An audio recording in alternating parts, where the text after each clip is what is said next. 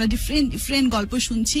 আমাদের ভালোবাসার বাংলাদেশে আমরা বেশিরভাগই ভালোবাসার গল্প নিয়ে আসি, তো অনেক দিন ভালোবাসার গল্প নিয়ে কথা বলছি না, ভালোবাসার কোনো গল্প শুনছি না। আজকে অনেক অপেক্ষার পর, অনেক দিনের অপেক্ষার পর আসলে ভালোবাসার গল্প শুনবো।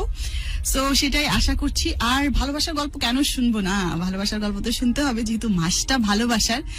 এই তো 14 তারিখ আমরা ভ্যালেন্টাইন ডে পালন করলাম এবং একই সাথে পহেলা ফাল্গুন পালন করলাম।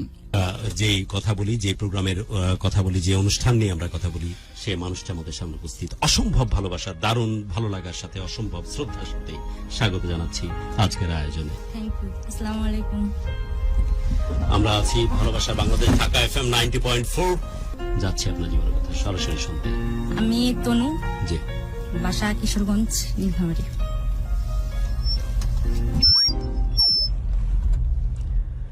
তনু, বাসা কিশোরগঞ্জ, নীলফামারী। তারপর থেকে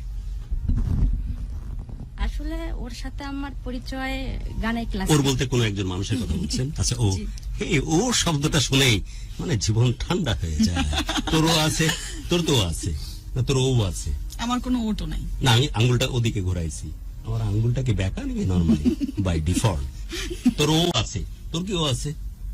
তোর ও নাই। এই কারণে কি জুয়েল বলতেছিল তো তোর ভ্যালেন্টাইন খুব কষ্টের ছিল? তুই বলিসনি কেন? ওই হওয়ার জন্য আমরা সবাই রেডি আছি। যাচ্ছি তনুর কাছে। তনু, শুনি তোমার জীবনে। তো আমি গান শিখতাম না, জাস্ট আমার ফ্রেন্ড ছিল, ওর সাথে যাইতাম গানের ক্লাসে। শিখতে শিখতে কি ধরনের গান গাইতা?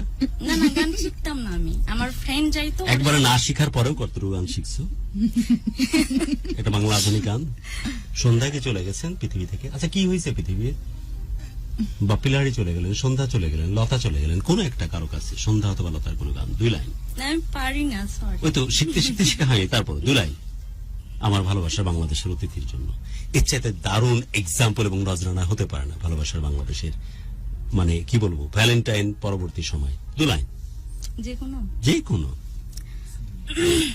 আমরা কি আরেকটু এগিয়ে আসতে পারবে তুমি? ওকে, আমি তোমার চেয়ারটা একটু অ্যাডজাস্ট করে দিই, তুমি এগিয়ে এসে বসো।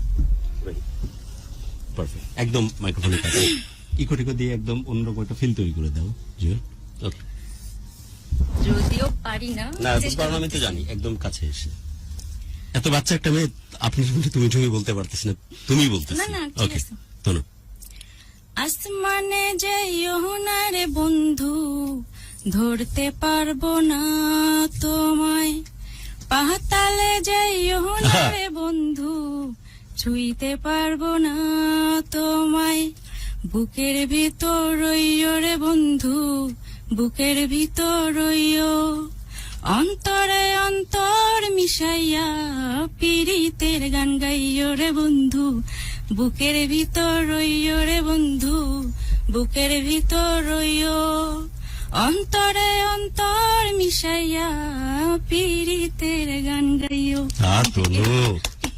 ভালোবাসার দারুণ ক্লাস নিয়ে বসলে আজকে। আমি আকাশেও যেতে পারবো না, পাতালেও যেতে পারবো না, অন্তরের মধ্যে রইও, অন্তরের মধ্যে রয়ে পীড়িতের গান গাইও। বাহ, ওকে তনু, তুমি গানের ক্লাসে যাচ্ছিলে, তারপর? হ্যাঁ, তো ওখানে ও গান শিখতো। ও মানে একজন ও গান শিখতো। আমার অত ইয়া ছিল না, যে নর্মালি যেমন হয় আর কি, সবাই গান শিখতেছি, মানে ওরা শিখতেছে, আমি দেখতেছিলাম। তো আমার যে ফ্রেন্ডটা গান শিখতে যাইতো, ওর নাম হচ্ছে কুয়াশা। ওর সাথে খুব ভালো সম্পর্ক ছিল। তো কোনো একদিন আমি হচ্ছে, ও মন খারাপ করে কোথাও একটা বসেছিল, সেদিন আমি মেবি গানের ক্লাসে যাইনি। তো সেখান থেকে ও হচ্ছে, ও কুয়াশা ওকে গিয়ে বলছে যে ভাই আপনি কি জানেন হচ্ছে কেউ একজন আপনাকে পছন্দ করে, বাট এই ব্যাপারগুলো কিন্তু আমি জানতাম তখন পর্যন্ত। তো বলে যে কে পছন্দ করে, বললো যে আপনি চেনেন তাকে, গানের ক্লাসে যায়। বললো যে কে সেটা, বললো যে তনু। কুয়াশা যে ওকে এভাবে বলছে সেটাও আমি জানি না, আবার ও আমাকে পরবর্তীতে বলছে তাও কিন্তু না। এরপর আমি ওর স্কুল থেকে, আমার হচ্ছে আব্বু একটা কিন্ডারগার্টেন স্কুল প্রতিষ্ঠা করে, আমি সেখানে চলে আসি ক্লাস 7 মেবি। তো ওর সাথে যোগাযোগ শেষ, আর গানের ক্লাসও যাওয়া হইতো না। মানে তখন আপনি বেশ ছোট ছিলেন? হ্যাঁ, আচ্ছা 5-6 এর গল্প হচ্ছে। আমার তো আবার ওই মেয়েটির কথা মনে পড়ে গেল, কানাডায় চলে গেছে, রং পেন্সিল চুরি করে দিতাম ওরে। আমি তখনও বুঝি এটা প্রেম ছিল, পরে বুঝছি এটা প্রেম ছিল। এই রং পেন্সিল চুরি করে দেওয়া মেয়েটি ভালোবাসে। আমার বউ তো শুনতেছে না, শুনতেছে। ভালোবাসি না মানে মানে এনিওয়ে তুমি তারপর এরপর যোগাযোগ আমাদের নাই, ও তেমন কোনো ফিডব্যাক দেয়নি, আর আমার তো সব সম্পর্কে কোনো ইয়ে নেই। এরপর হচ্ছে যে ওর কথা বলছেন তার বয়স কেমন তখন? আমি যখন ক্লাস 5 এর ঘটনাটা, ও ক্লাস 6 এ পড়ে। আচ্ছা, মানে অনেক সেম এজ। হ্যাঁ, অনেকটাই। 5 এর সময় যদি সে ইন্টারমিডিয়েট হতো কি প্রবলেম? আমার এইখানে কমপ্লেন আমার কোনো নাকি মন থেকে তো নাই। আমি সমাজের বয়সের ভারে মুহ্যমান তাদেরকে ভালোবাসতে নাই। ওকে, বলি তারপর। এরপর আমি যখন ওর সাথে আর কোনো কন্টাক্ট নেই তখন পর্যন্ত চলতেছিল। আমি ক্লাস 7 থেকে 8 এ যখন উঠি, তখন ওর একটা ফ্রেন্ড ছিল, নামটা বলতে যাচ্ছি না, ও আমাকে হচ্ছে প্রপোজাল দেয়। তো আমি ওকে মিথ্যা কথা বলি যে আসলে আমার বিয়ে হয়ে গেছে আমার খালাতো ভাইয়ের সাথে। ওই বলে 7 দাও। এ এই ধরনের প্রপোজাল Eight এ। দিচ্ছ যে বিয়ে হয়ে গেছে হ্যাঁ। 8 এ? কারণ আমি রিলেশনে যাব না, বাসা থেকে একটা প্রচুর চাপ ছিল যে না রিলেশন করা যাবে না, ওই ধরনের কোনো টেন্ডেন্সি আনাই যাবে না মাথায়। তো ওটাই মনের মধ্যে গেঁথে গেছিল যে না আমার আব্বু এটা বলছে, এটা করা যাবে না। ফ্যামিলি স্ট্রিক্ট অনেক। হ্যাঁ, ইভেন কোনো ছেলের সাথে কথাও বলতে দিত না।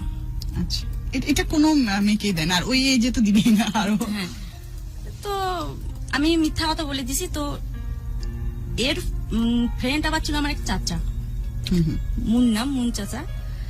তো ওকে আবার এর ফ্রেন্ডটা জিজ্ঞেস করছে যে আসলেই কি তনুর কোনো খালাতো ভাই ছিল কিনা বা আছে কিনা। ও কিন্তু আমার চাচা কিন্তু তখন পর্যন্ত জানে না যে ও আমাকে হচ্ছে প্রপোজাল দিচ্ছে। তো আমার চাচা বলছে না, ওর তো কোনো খালাতো ভাই নেই, এই হচ্ছে বড়, এরা 2 বোন, এরাই বড়, ওর কোনো খালাতো ভাই নেই। তো আমরা ঈদের শপিং করে আসতেছিলাম, তখন ওই ভাইয়াটা এসে বললো যে তুমি মিথ্যা কথা বলছো কেন, তোমার তো কোনো খালাতো ভাই নেই।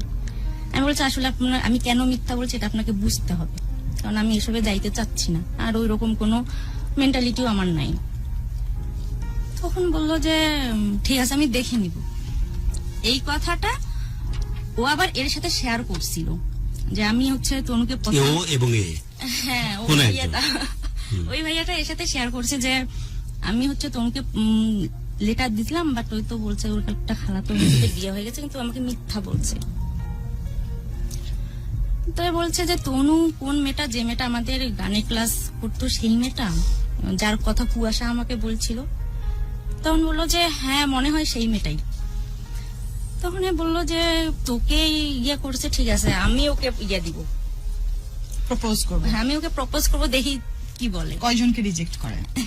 তখন ওর চাচাতো ভাই ছিল, ও চাচাতো ভাই আমাদের স্কুলেই পড়তো।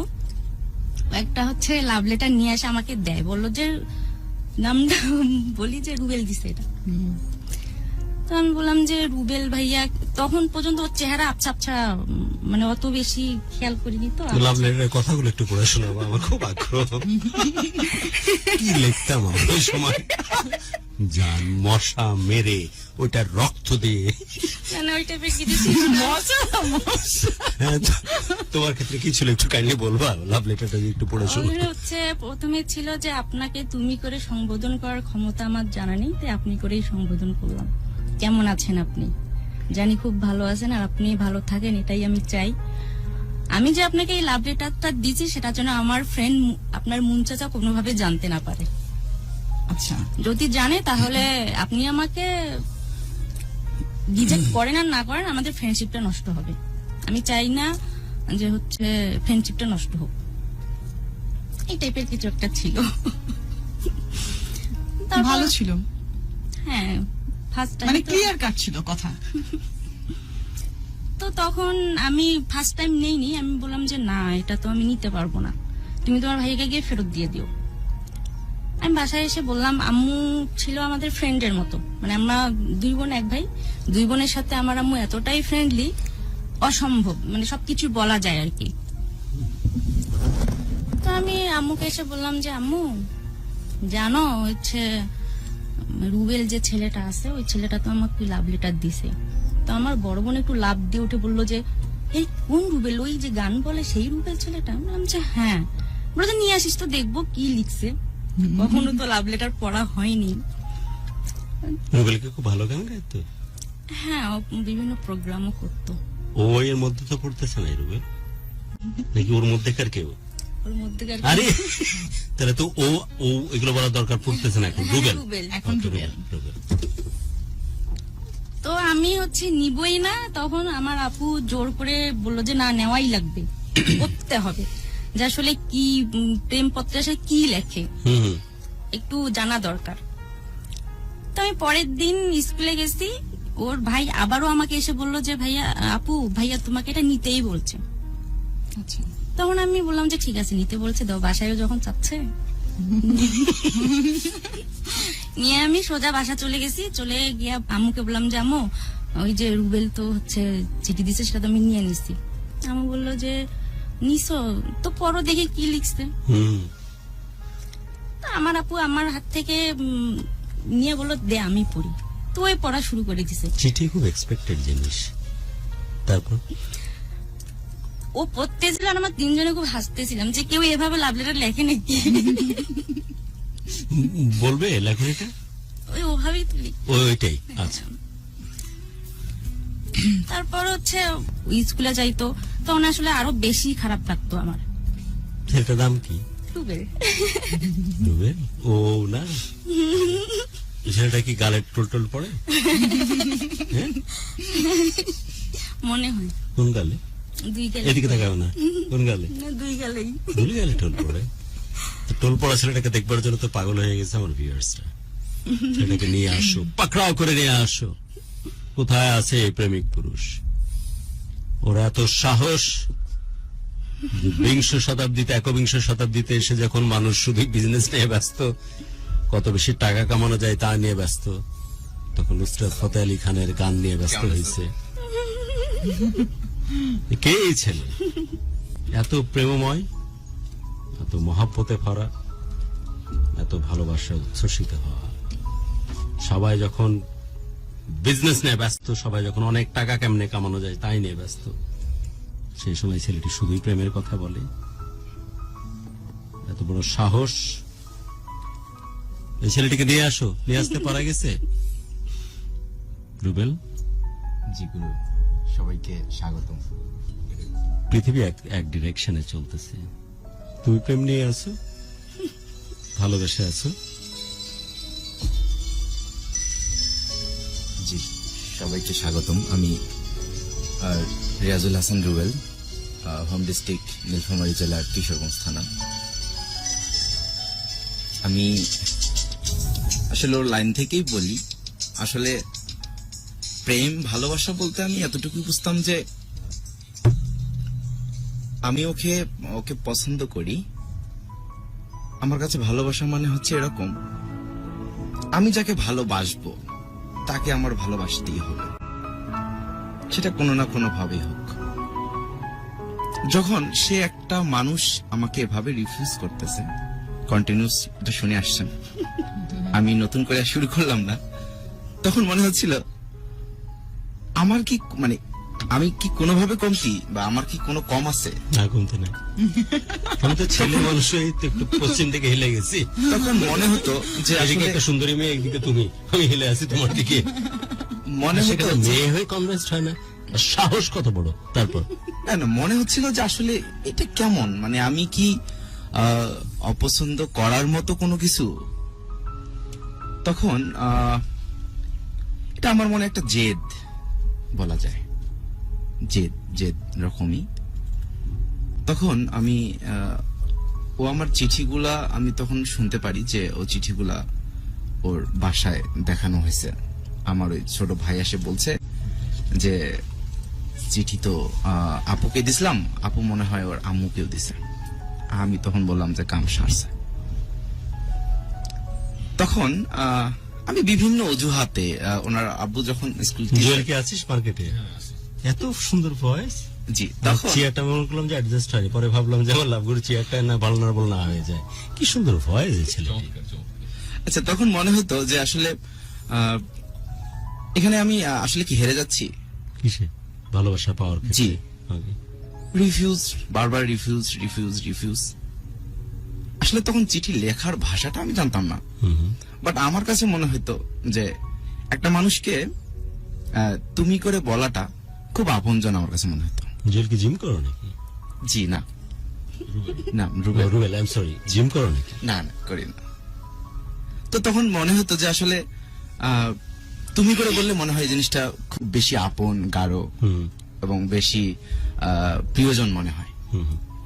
তো তখন আমার ভাষাটা ওটাই ছিল, ফার্স্ট ভাষাটাই চিঠির, যে তুমি করে সম্বোধন জানার ক্ষমতা আমার নেই, তাই আপনি করে সম্বোধন করছি। যদি তুমি অনুমতি দাও সেক্ষেত্রে তুমি করে বলবো। একটু আমি গ্যাপ রাখছি, বাট সেই গ্যাপে কোনো সময় সে ধরা দেয়নি। আমি কন্টিনিউয়াস আসতেছি, সে কোনো সময় আমাকে ধরা দেয়নি। তো এভাবে যাচ্ছিল। ও তখন আমার জ্বালাই বলেন, যন্ত্রণাই বলেন, আমার মুখটা না দেখবে এই জন্য স্কুল চেঞ্জ করলো। তোমার কারণে শুধু? হ্যাঁ, তোমাকে যেন দেখতে না হয়। দেখতে না হয়। আরে বাপ, ভালো, দেখতে হবে না। আমি তো আসলে জানি না যে দেখতে হবে না, ভাষাটা তো এখন শুনলাম। আচ্ছা তখন বিভিন্ন এতদিন জানতে না? না, জানতাম না যে আসলে আমাকে না দেখার জন্য একটা মানুষ স্কুল চেঞ্জ হয়। তুমি জানতে যে স্কুল নরমালি চেঞ্জ করছে? হতে পারে, আজ স্বাভাবিক। শুনলা যে এই কারণে। জি। ও by the way, Tanu dig name right? জি, right. তুমি ঠিকই বলছো, দুই গালিতে টোল পড়ে। জি। আচ্ছা পরে ছেলেদের ত্রাই ত্রাই অবস্থা, মেয়েদের তো আরো খবর আছে, কিন্তু তাতেও তুমি ছেলেটাকে রিফিউজ করছিলা। আচ্ছা তারপর? আচ্ছা তারপরে আমার কাছে মনে হতো যে না, আমি হাল ছাড়বো না কোনোভাবেই না। আমি ট্রাই অ্যাগেন করতেই থাকি। ও স্কুলে আসে জ্বালানা দিয়ে, আমি শুধু দেখার একটা পিপাসা, হ্যাঁ আমি দেখবো। জাস্ট ওকে দেখলেই না আমার মনে হচ্ছে যে আমি একটা চার্জিং হয়ে গেলাম। ডিয়ার, এই ফাঁকে একটু এক্সাম্পল দিবা? জি আমাদের কাছে অনেকেই কিন্তু প্রেমের এই স্বাদ কখনোই সারা জীবনে পায়নি।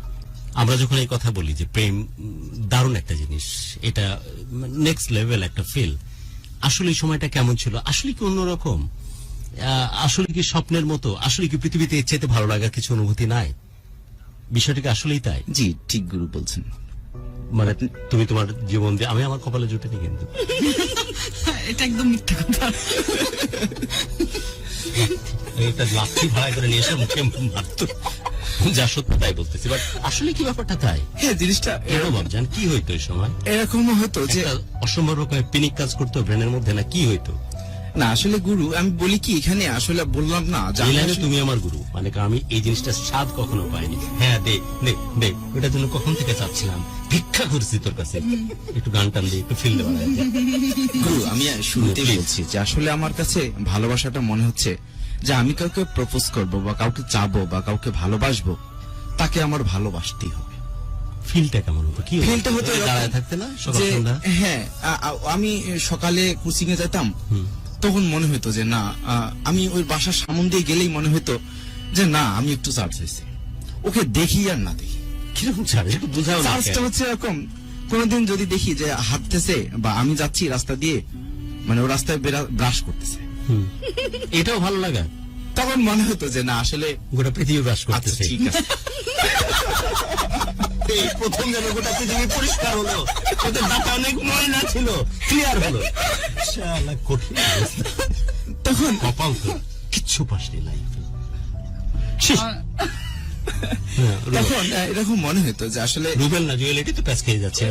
এটা বলে ঢুকে গেছে নায়ক তোমার। রুবেল। আমি রুবেল। আমি Okay, রুবেল রুবেল। আর স্তনু।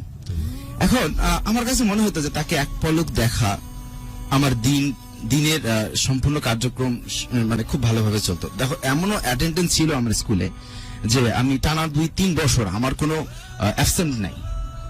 যদি এমনও দেখা যাচ্ছে ঝড় বৃষ্টি অনেক তাণ্ডব চলে গেছে, দেখা যাচ্ছে তাণ্ডব দেখার জন্য আমি স্কুলে অ্যাটেন্ডেন্স দিতে গেছি। মানে বাসা থেকে এরকম আসতো যে আমার কোনো মিসিং নাই।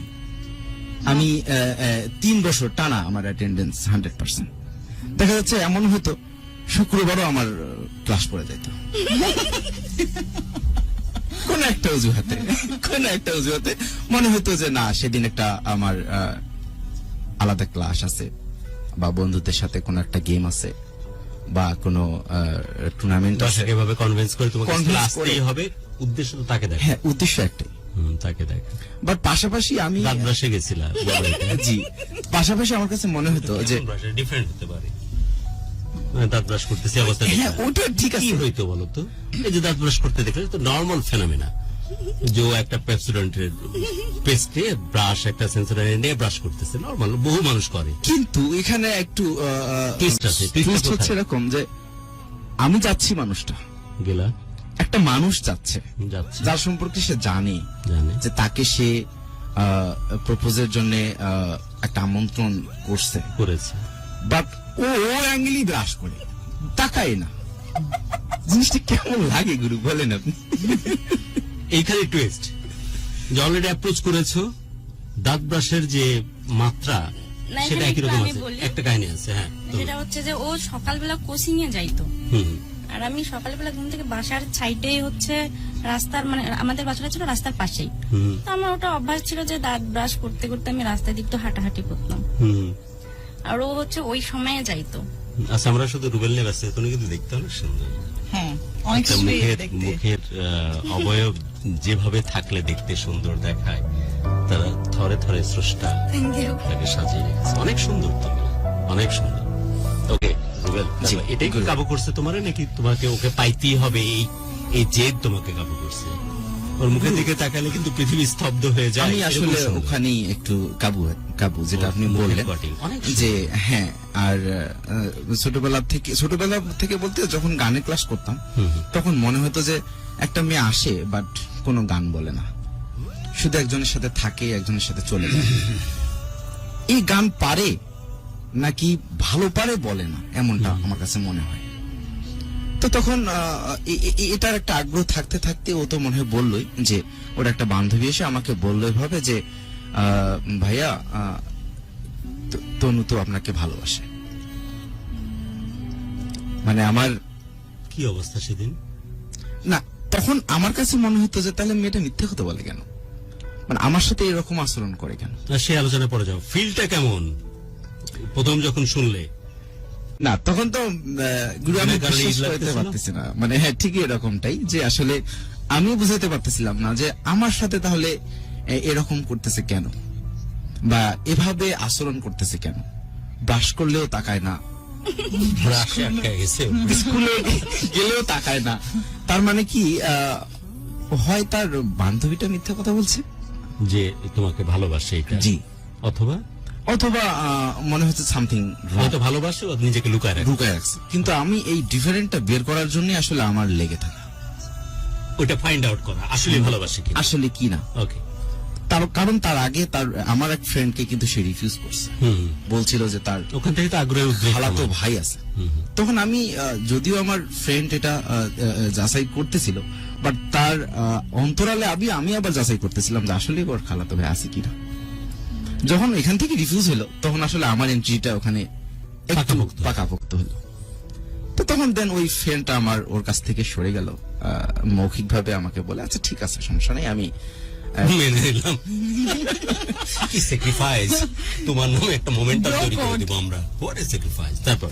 তারপর তাকে আমার রিলেশনশিপের সে আমি আচ্ছা, বন্ধুরা কিন্তু জমে খেয়ে একটু রুবেল, একটু জি, ওদের জি, কথা অবশ্যই। আপনারা আছেন আমাদের সাথে, প্রচুর কমেন্টস করতেছেন, এন্ড অফকোর্স আমি রিকোয়েস্ট তো করতেই চাইবো যে অনেক বেশি বেশি করে শেয়ার করুন, আমাদের ভালো লাগা ভালোবাসার কথা বহু মানুষের কাছে পৌঁছে দিন। আপনারা আছেন ঢাকা FM 90.4 এর পেজে এবং সেই সাথে ঢাকা FM 90.4 এর ফ্রিকোয়েন্সি মডিউলে। সবাই বলতেছেন গুরু 2009 থেকে এনিওয়ে অসম্ভব ভালোবাসা, যে বহু বছর ধরে আমাদের সাথে আপনারা আছেন। তারপরে আমিও আছি আপনাদের সাথে, যেমনটা বলেছেন আমিন আল আজহার সেলিম, এবং রাব্বিকে মেনশন করে লিখেছেন আরেকজন বন্ধু। এটা একটা দারুণ ব্যাপার, আমি জিনিসটাকে অনেক এনজয় করি যে আপনারা আপনাদের বন্ধুদের সাথে শেয়ার করেন এবং অনেককে মেনশন করেন, কারণ অনেকে মনে হয় যে এরকম ভালোবাসার কথা, এরকম ভালো লাগার কথা বহু মানুষের কাছে পৌঁছে দেওয়ার সুযোগ তৈরি করেন। তাই আমি রিকোয়েস্ট করি যে প্লিজ শেয়ার করুন, বেশি বেশি করে শেয়ার করুন, বহু মানুষের কাছে আমাদের ভালোবাসার বার্তা পৌঁছে দিন। চট্টগ্রাম পুলিশ লাইন থেকে লিখেছেন সাইফুল রাজ, এবং গুরু ভ্যালেন্টাইন ডে কেমন গেল আসলে টের পাইনি, বাট প্রত্যেকটা দিন ভ্যালেন্টাইনের এই ফিল নিয়ে আসুক এমনটাই আমরা আশা করি। মার্জান লিখেছেন, গুরু অনেক ভাল লাগে তোমার কথাগুলো, থ্যাংক ইউ। গুরু আপনার ভালোবাসার গল্প বলেন না শুনি। ভালোবাসার গল্প বহু দফায় বলেছি, আবারও বলতে চাই, কারণ আমি এই কারণেই বা আমার জীবনের প্রসঙ্গগুলো একদম অকপটে শেয়ার করি এই কারণে, যাতে করে বহু মানুষ তাদের কথা বলতে যেন দ্বিধান্বিত না হয়, কারণ তারা তাদের অকপটে তাদের বেডরুম, তাদের কিচেন, তাদের ড্রয়িং রুম আমাদের সাথে শেয়ার করে। সেটা আমারও জন্য ফরজে আইন যে আমি আমার ভিতরে সমস্ত কথা সবার সাথে শেয়ার করব। কয়েক দফায় বলেছি, ভবিষ্যতে সুযোগ হলে আরেক দফায় বলবো।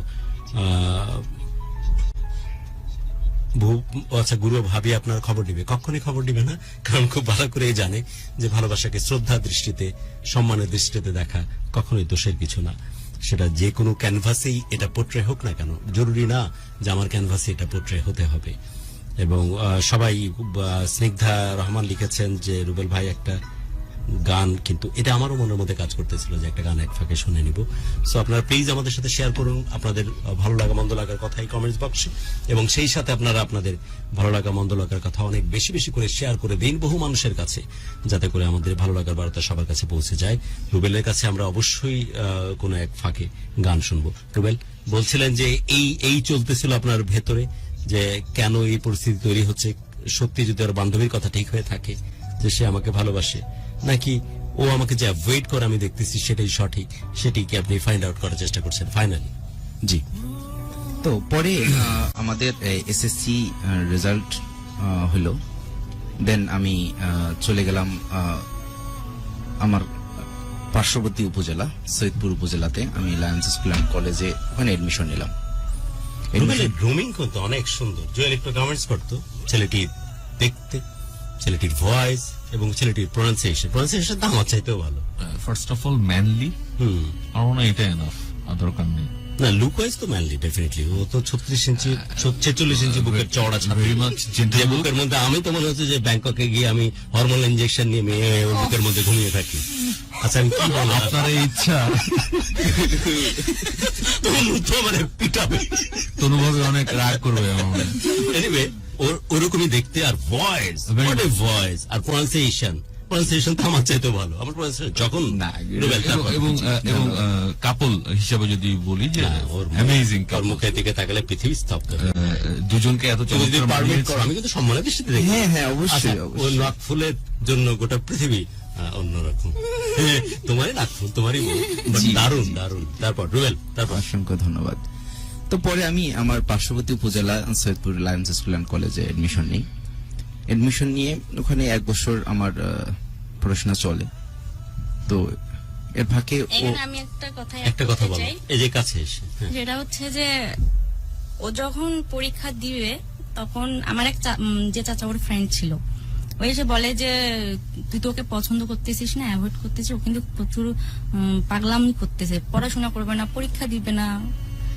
তো আম্মুকে ব্যাপারটা বললাম যে আম্মু রুবেল নাকি হচ্ছে, তখন ভাইয়া বলে ডাকতাম যে রুবেল ভাইয়া নাকি এই টাইপের ও তাহলে মানে ভাইয়া কাউকে বললে এটা টেনশনের কোনো কারণ নেই, যে প্রবাবিলিটি যে সাইয়া হতেই পারে, রাইট? মানে তুমি ভাইয়া বলে ডাকতে, তাই তো? জি।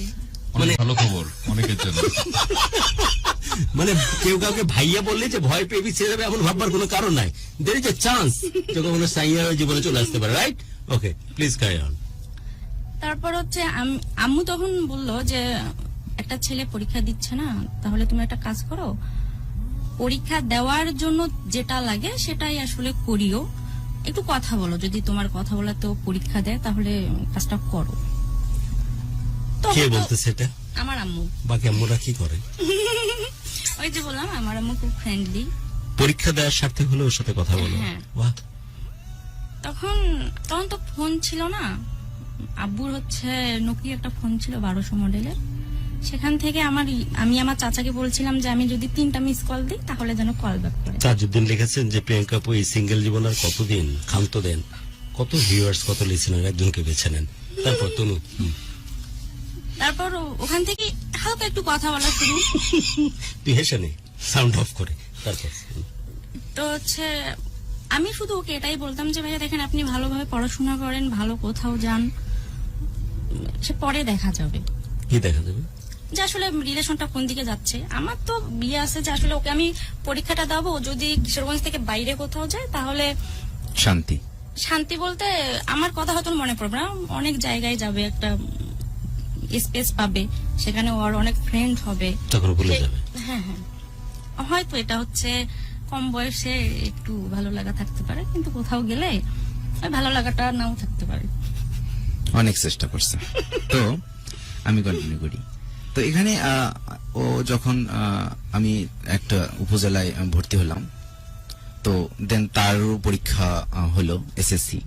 তো এসএসসি পাশ করে সে, আমি বিভিন্নভাবে ওকে মেসেজ পাঠানোর চেষ্টা করলাম যেন আমার শহরেই সে ভর্তি হয় ইন্টার। কিন্তু সে যখন স্কুল চেঞ্জ করছে, সুতরাং সে কলেজে আমার সাথে আসবে মানে পারতেছি না।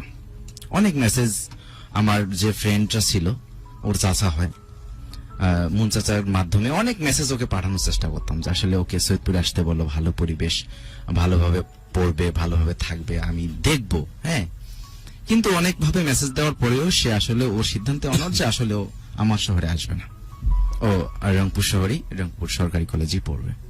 দেন সেখানে ভর্তি হলো। এখন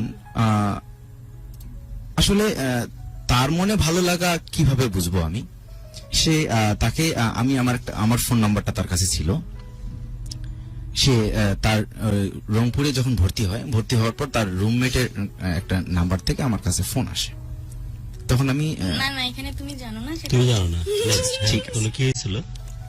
এটা হচ্ছে যে আমি যখন প্রথম মেসে উঠি, আমার রুমমেট ছিল, ও আমাকে বারবার হচ্ছে জিজ্ঞেস করতে, এই তনু তুমি রিলেশন করো না? আমি বললাম না। কেউ তোমাকে পছন্দ করে না? তখন এর কথাটা আমি হাইড করে দিই। আমি বললাম না, আমাকে কেউ পছন্দ করে না। বলে তোকে কেউ পছন্দ করে না, এটা আমি বিশ্বাস করবো? আমি বললাম যে হ্যাঁ, আপু কেউ পছন্দ করে না, আমি এখন কি করব?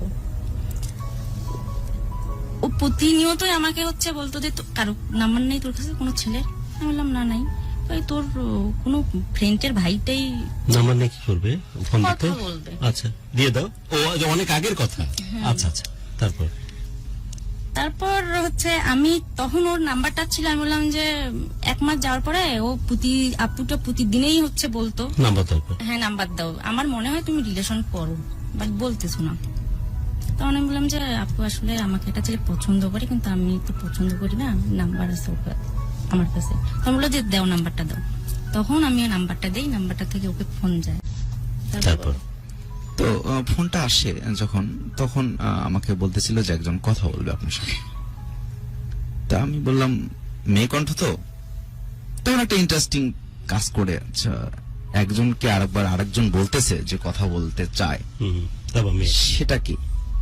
তো ও কথা বলতেছে, হ্যালো কেমন আছেন? আমি তো এক হ্যালোতেই বুঝে গেছি যে কে। মানে আমার না টুইনিংটা একটু মানে শার্প এরকম যে কারোর সাথে যদি আমার কথা একদিন হয়, সে দেখা যাচ্ছে যে সে যদি আননোন নাম্বার থেকে সে হ্যালো কথাটা বলে, ছেলে না মেয়ে দুইটা? সেটা যে কোনো, আচ্ছা, যে কোনো পার্সন হতে পারে, বাট সেটাকে আমি মাইন্ড করতে পারি যে হ্যাঁ এই ছেলেটাই বললো বা এই মেয়েটা বললো। তো ও বলতেছে হ্যালো কেমন আছেন? তাই আমি বললাম হ্যাঁ তনু কেমন আছো তুমি? আমি না তুমিটা শোনার জন্য অনেক আগ্রহ থাকতাম। আমার কাছে মেসেজ ক্লিয়ার এটা না যে আমি তোমাকে আই লাভ ইউ বলতে হবে, লাভ ইউ বলতে হবে, জান মান শোনা, নট এনাফ। আপনি থেকে তুমিতে নামো, তুমিতে আসো। আমার কাছে জাস্ট তুমি হলেই এনাফ, তুমিতে আসে না। ম্যাক্সিমাম সময় কথা হয়, দেখা যাচ্ছে যে বিভিন্ন অ্যাঙ্গেলে কথা বলার চেষ্টা করে সে। কেমন আছেন? ফোন দিলাম, আমার বান্ধবী দিতে বললো, রুমমেট আপা দিতে বললো, মানে বিভিন্ন অজুহাত। তার কোনো দায় নাই, অ্যাটলিস্ট দায়িত্ব ছিল না তখন পর্যন্ত ছিল না। ঠিক আছে, দেন ফাইনাল। তো চেষ্টা করতো সে সব সময় আপুর ঘাড়ে চাপাইতে। আপু দিছে ফোন, আমি জানি না, আমার কানে ধরাই দিছে, কথা বলতেছে, ওকে ফাইন। তো এরকম করতে করতে তখন ওই আপুটা বললো যে আপুটা না, ও আমার ইয়ারমেট হবে, কিন্তু এর এক ব্যাচ উপরে, মানে ও তখন ইন্টার ফার্স্ট ইয়ার, আমি তখন সেকেন্ড ইয়ারে, 2010 সাল। তো আমার কাছে মনে হয়তো তখন ওই আপুটা বললো যে রুবেল তুমি একবার সময় করে আসো, আমি তনুর সাথে তোমার দেখা করাই দিই। তখন তো গুরু আমার দেখা হবে, তাও আবার একটা আপু দায়িত্ব নিচ্ছে, রুমমেট। তো আমার কাছে একটু একটা ইন্টারেস্টিং মনে হচ্ছিল। তখন আমি সৈয়দপুর থেকে রংপুরের উদ্দেশ্যে রওনা দিই। সেখানে ওর সাথে আমার দেখা হয়। ফিলগুলো বলো, ফিল আমার এই জিনিসগুলো জানার খুব ইচ্ছে। যারা মিস করেছে প্রেম আমি ফার্স্ট আর্লি এজে তাদের জন্য আসলে আর্লি কিরকম? তখন 2011 ফার্স্ট জানুয়ারি তুমি গাড়িতে উঠলে জি সৈয়দপুর থেকে কোথা থেকে যাচ্ছ তুমি? সৈয়দপুর থেকে আমি রংপুর যাচ্ছ। রংপুরে যাচ্ছি প্রায় প্রায় 1.5 ঘন্টা 50 পর, কিলো 50 কিলো, এক ঘন্টা এক থেকে দেড় ঘন্টা। দেড় ঘন্টা লাগে। তো আসলে সেদিন সকালটা খুব তাড়াতাড়ি আমার হয়ে যায় যখন আমি ওখানে যাই। এগুলো ক্ষেত্রে একটু তাড়াতাড়ি হয়। ঘুম তো অনেক আসেনি। রাতে, আবার দেখা যাচ্ছে সকালটা খুব তাড়াতাড়ি হয়ে যায়। আমার কাছে মনে হচ্ছে রাত মনে হয় অনেক বড় হয়ে গেছে। হুম। তো সকালে উঠে দেন ফ্রেশ হয়ে তার কাছে যাই, আমি পৌঁছে যাই সকাল 7টার মধ্যে। ফার্স্ট গাড়ি থাকে 6টায় রংপুরে। রংপুরে। কোথায় পৌঁছালে? রংপুরে রংপুর কোথায়? রংপুরে অ্যাটলিস্ট আমরা একটু ডিটেলে মেডিকেলের সামনে, মেডিকেল মোড়, ওখানে যে বাস স্ট্যান্ডের মতো জি। থাকে ওই গোলচক্করের ওখানে। জি। ওকে। এখন আমি জানি যে তার যেহেতু তার আপুটা কথা দিচ্ছে তার সাথে আমার মিট করাবে, সুতরাং সে তো রেডি হয়েই আছে। হুম।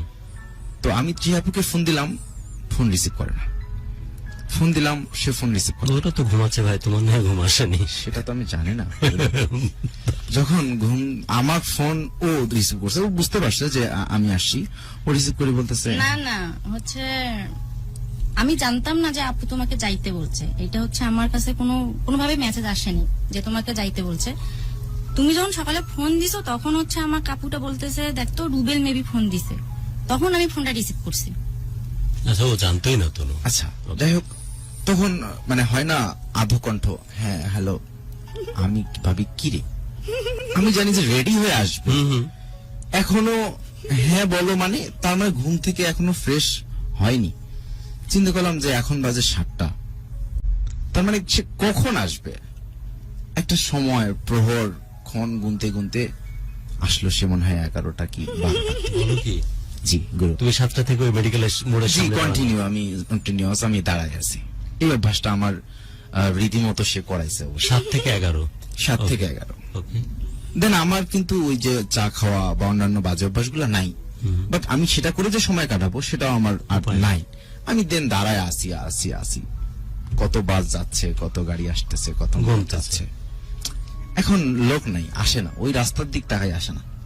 শেষে এক মুহূর্তে আমার কাছে একটা ফোন আসলো যে আপনি এই জায়গায় আসেন, সুরভি উদ্যান একটা জায়গা আছে ওখানে, এই পার্কটা অনেক সুন্দর। পার্কটা, হ্যাঁ ওখানে আসো, আমি ওখানে আছি। বাই দ্য ওয়ে, পার্কের ওই যে ভেতরে আবার রুম আছে কয়েকটা, ওখানে যাওনি তো তোমরা? না রুম না, না না, আছে ওই যে কেবিন টাইপের রেস্টুরেন্ট, ওখানে যাওনি তো? না না, আচ্ছা। গুরু ওখানে ওই পিকচার, আচ্ছা, আমি কেন জানি এত?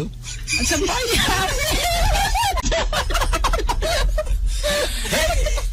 ওকে, তারপর ওখানে তারপর পিকচার উঠানোর জন্য ওখানে একটা রুম আছে, বাট আমরা না, আমি রেস্টুরেন্টের কথা বলছি, যেখানে কেবিন টাইপ রেস্টুরেন্ট, পর্দা দেওয়া থাকে। না, ওকে, গুরু আমি ওখানে- কেন জানি এত? ওখানে রেস্টুরেন্ট নাই, আমি একটু ক্লিয়ার করে আপনাকে, রেস্টুরেন্ট ওটা একটা পার্কের মতো। তো ওই কোনটার কথা বলছো? ওখানে একটা পার্ক আছে, সুরভি উদ্যান কিনা জানি না, ডিটেল পার্ক, অনেক বড় একটা পার্ক, একটা কর্নার একটা রেস্টুরেন্ট আছে। তোমাদের আমলে ছিল কিনা, এখন হয়তো নাই, উঠাই দিচ্ছে। না গুরু, আসলে আপনি হয়তো আপনি এখনো সবকিছু জানেন কিভাবে? আমাকে জানতে হয়, That's why আমি হোস্টিং দ্য প্রোগ্রাম।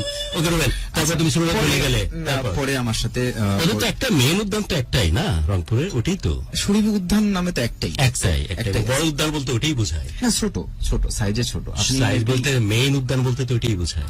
সন্দেহজনক হয়ে যাচ্ছে। ওটা থাক, হচ্ছে এত details না যাই। চলো কিছু অ্যাড করো, কি বলছো? যেটার কথা বলতেছে গুরু মেবি ওটা কালেক্টর উদ্যান, মানে হচ্ছে বলছে আরেকটা উদ্যান আছে। ওকে, ঠিক আছে। আচ্ছা। তোমাদের উদ্যানে রুম ছিল না? না। ওকে, তারপর তো ও দেখি যে হ্যাঁ ওর দুজন বড় আপু সহ উনি আসছে। তো ও আমার ইয়ারমেট, আমি ওকে নাম ধরেই রাখি। তখন এর সাথে আমার দেখা হয়, কথা হয়। দেন আমি আসলে ওকে অনেক তুমি করার চেষ্টা করি, আসলে ওর কাছ থেকে তুমি আসে না। দেন আমি ওর সাথে, তুমিতে আটকে আছো? আমি তুমিতেই আটকা আছি। তো ওর সাথে আমি মনে হয় ফাস্ট ফুড কিছু খেয়ে আমি ওখান থেকে দেন ব্যাক করি। ব্যাক করার পর আবার রাতে দেখা যাচ্ছে আবার ওই নাম্বার থেকে মিস কল আসে। আর যে কোনো নাম্বার থেকে 3বার মিস কল আসলে আমি সেখানে জানবো যে ও তো মাঝরাতে আমাকে আবার কুমিল্লা বাড়ি ফিরতে হয়, জানিয়ে রাখি। ওখানে আমি যে রেস্টুরেন্টের কথা বলছিলাম, ওপেন একটা পোর্শন আছে, আর একটা আমি দেখছিলাম যে সিলেক্টিভ কিছু ঘর আছে যেখানে পর্দা দেওয়া, সেজন্য আমি এই কথাটা বলতেছিলাম। আচ্ছা, আচ্ছা। যেখানে আমাদের কোম্পানির একটা ওয়ার্কশপ ছিল, যে কারণে দেখবার সুযোগ হয়েছে। হ্যাঁ, প্লিজ রুবেল। জি তখন আমার কাছে ও যখন ফোন আসতো 3টা মিস কল যে কোনো নাম্বার থেকে আসলে আমি সেখানে ব্যাক করতাম এবং আমি তাকেই পাইতাম। এবার তোমার জানাই ছিল যে 3টা মিস কল হলেই সে হতো। 3টা মিস কল আসলেই, দেন ওর আব্বুর নাম্বার থেকে 3টা মিস কল আসলেই আমি জানবো যে সে। এভাবে কথা হচ্ছে, তুমি করে না, জাস্ট খোঁজ নিচ্ছে, ভাইয়া কেমন আছেন, কেমন পড়তেছেন, পড়াশোনা কেমন। রুবেল, যে কথাগুলো বলছো তার চেয়ে আমার অনেক বেশি ইম্পর্টেন্ট এবং জানবার যে তোমার আগ্রহটা কিভাবে কাজ করতো। যেমন তুমি সৈয়দপুর থেকে রওনা দিয়ে রংপুর আসলে, 11 পর্যন্ত ওয়েট করতেছো, ফাইনালি ও আসছে, ওকে দেখলে ফিলটা বলো, এগুলো খুব ইম্পর্টেন্ট। হ্যাঁ গুরু, ফিলটা অনেক আসতেছে ওরা বড় আপুকে সাথে নিয়ে, রাইট? জি আসতেছে। অনুভূতি না, ও অলরেডি চলে আসছে। আচ্ছা, দেন আমি সেখানে ঢুকলাম। তারপর ঢুকার পরে তাকে দেখলাম যে তার ওর পোশাক পরিচ্ছদ মনে আছে কোন কালার?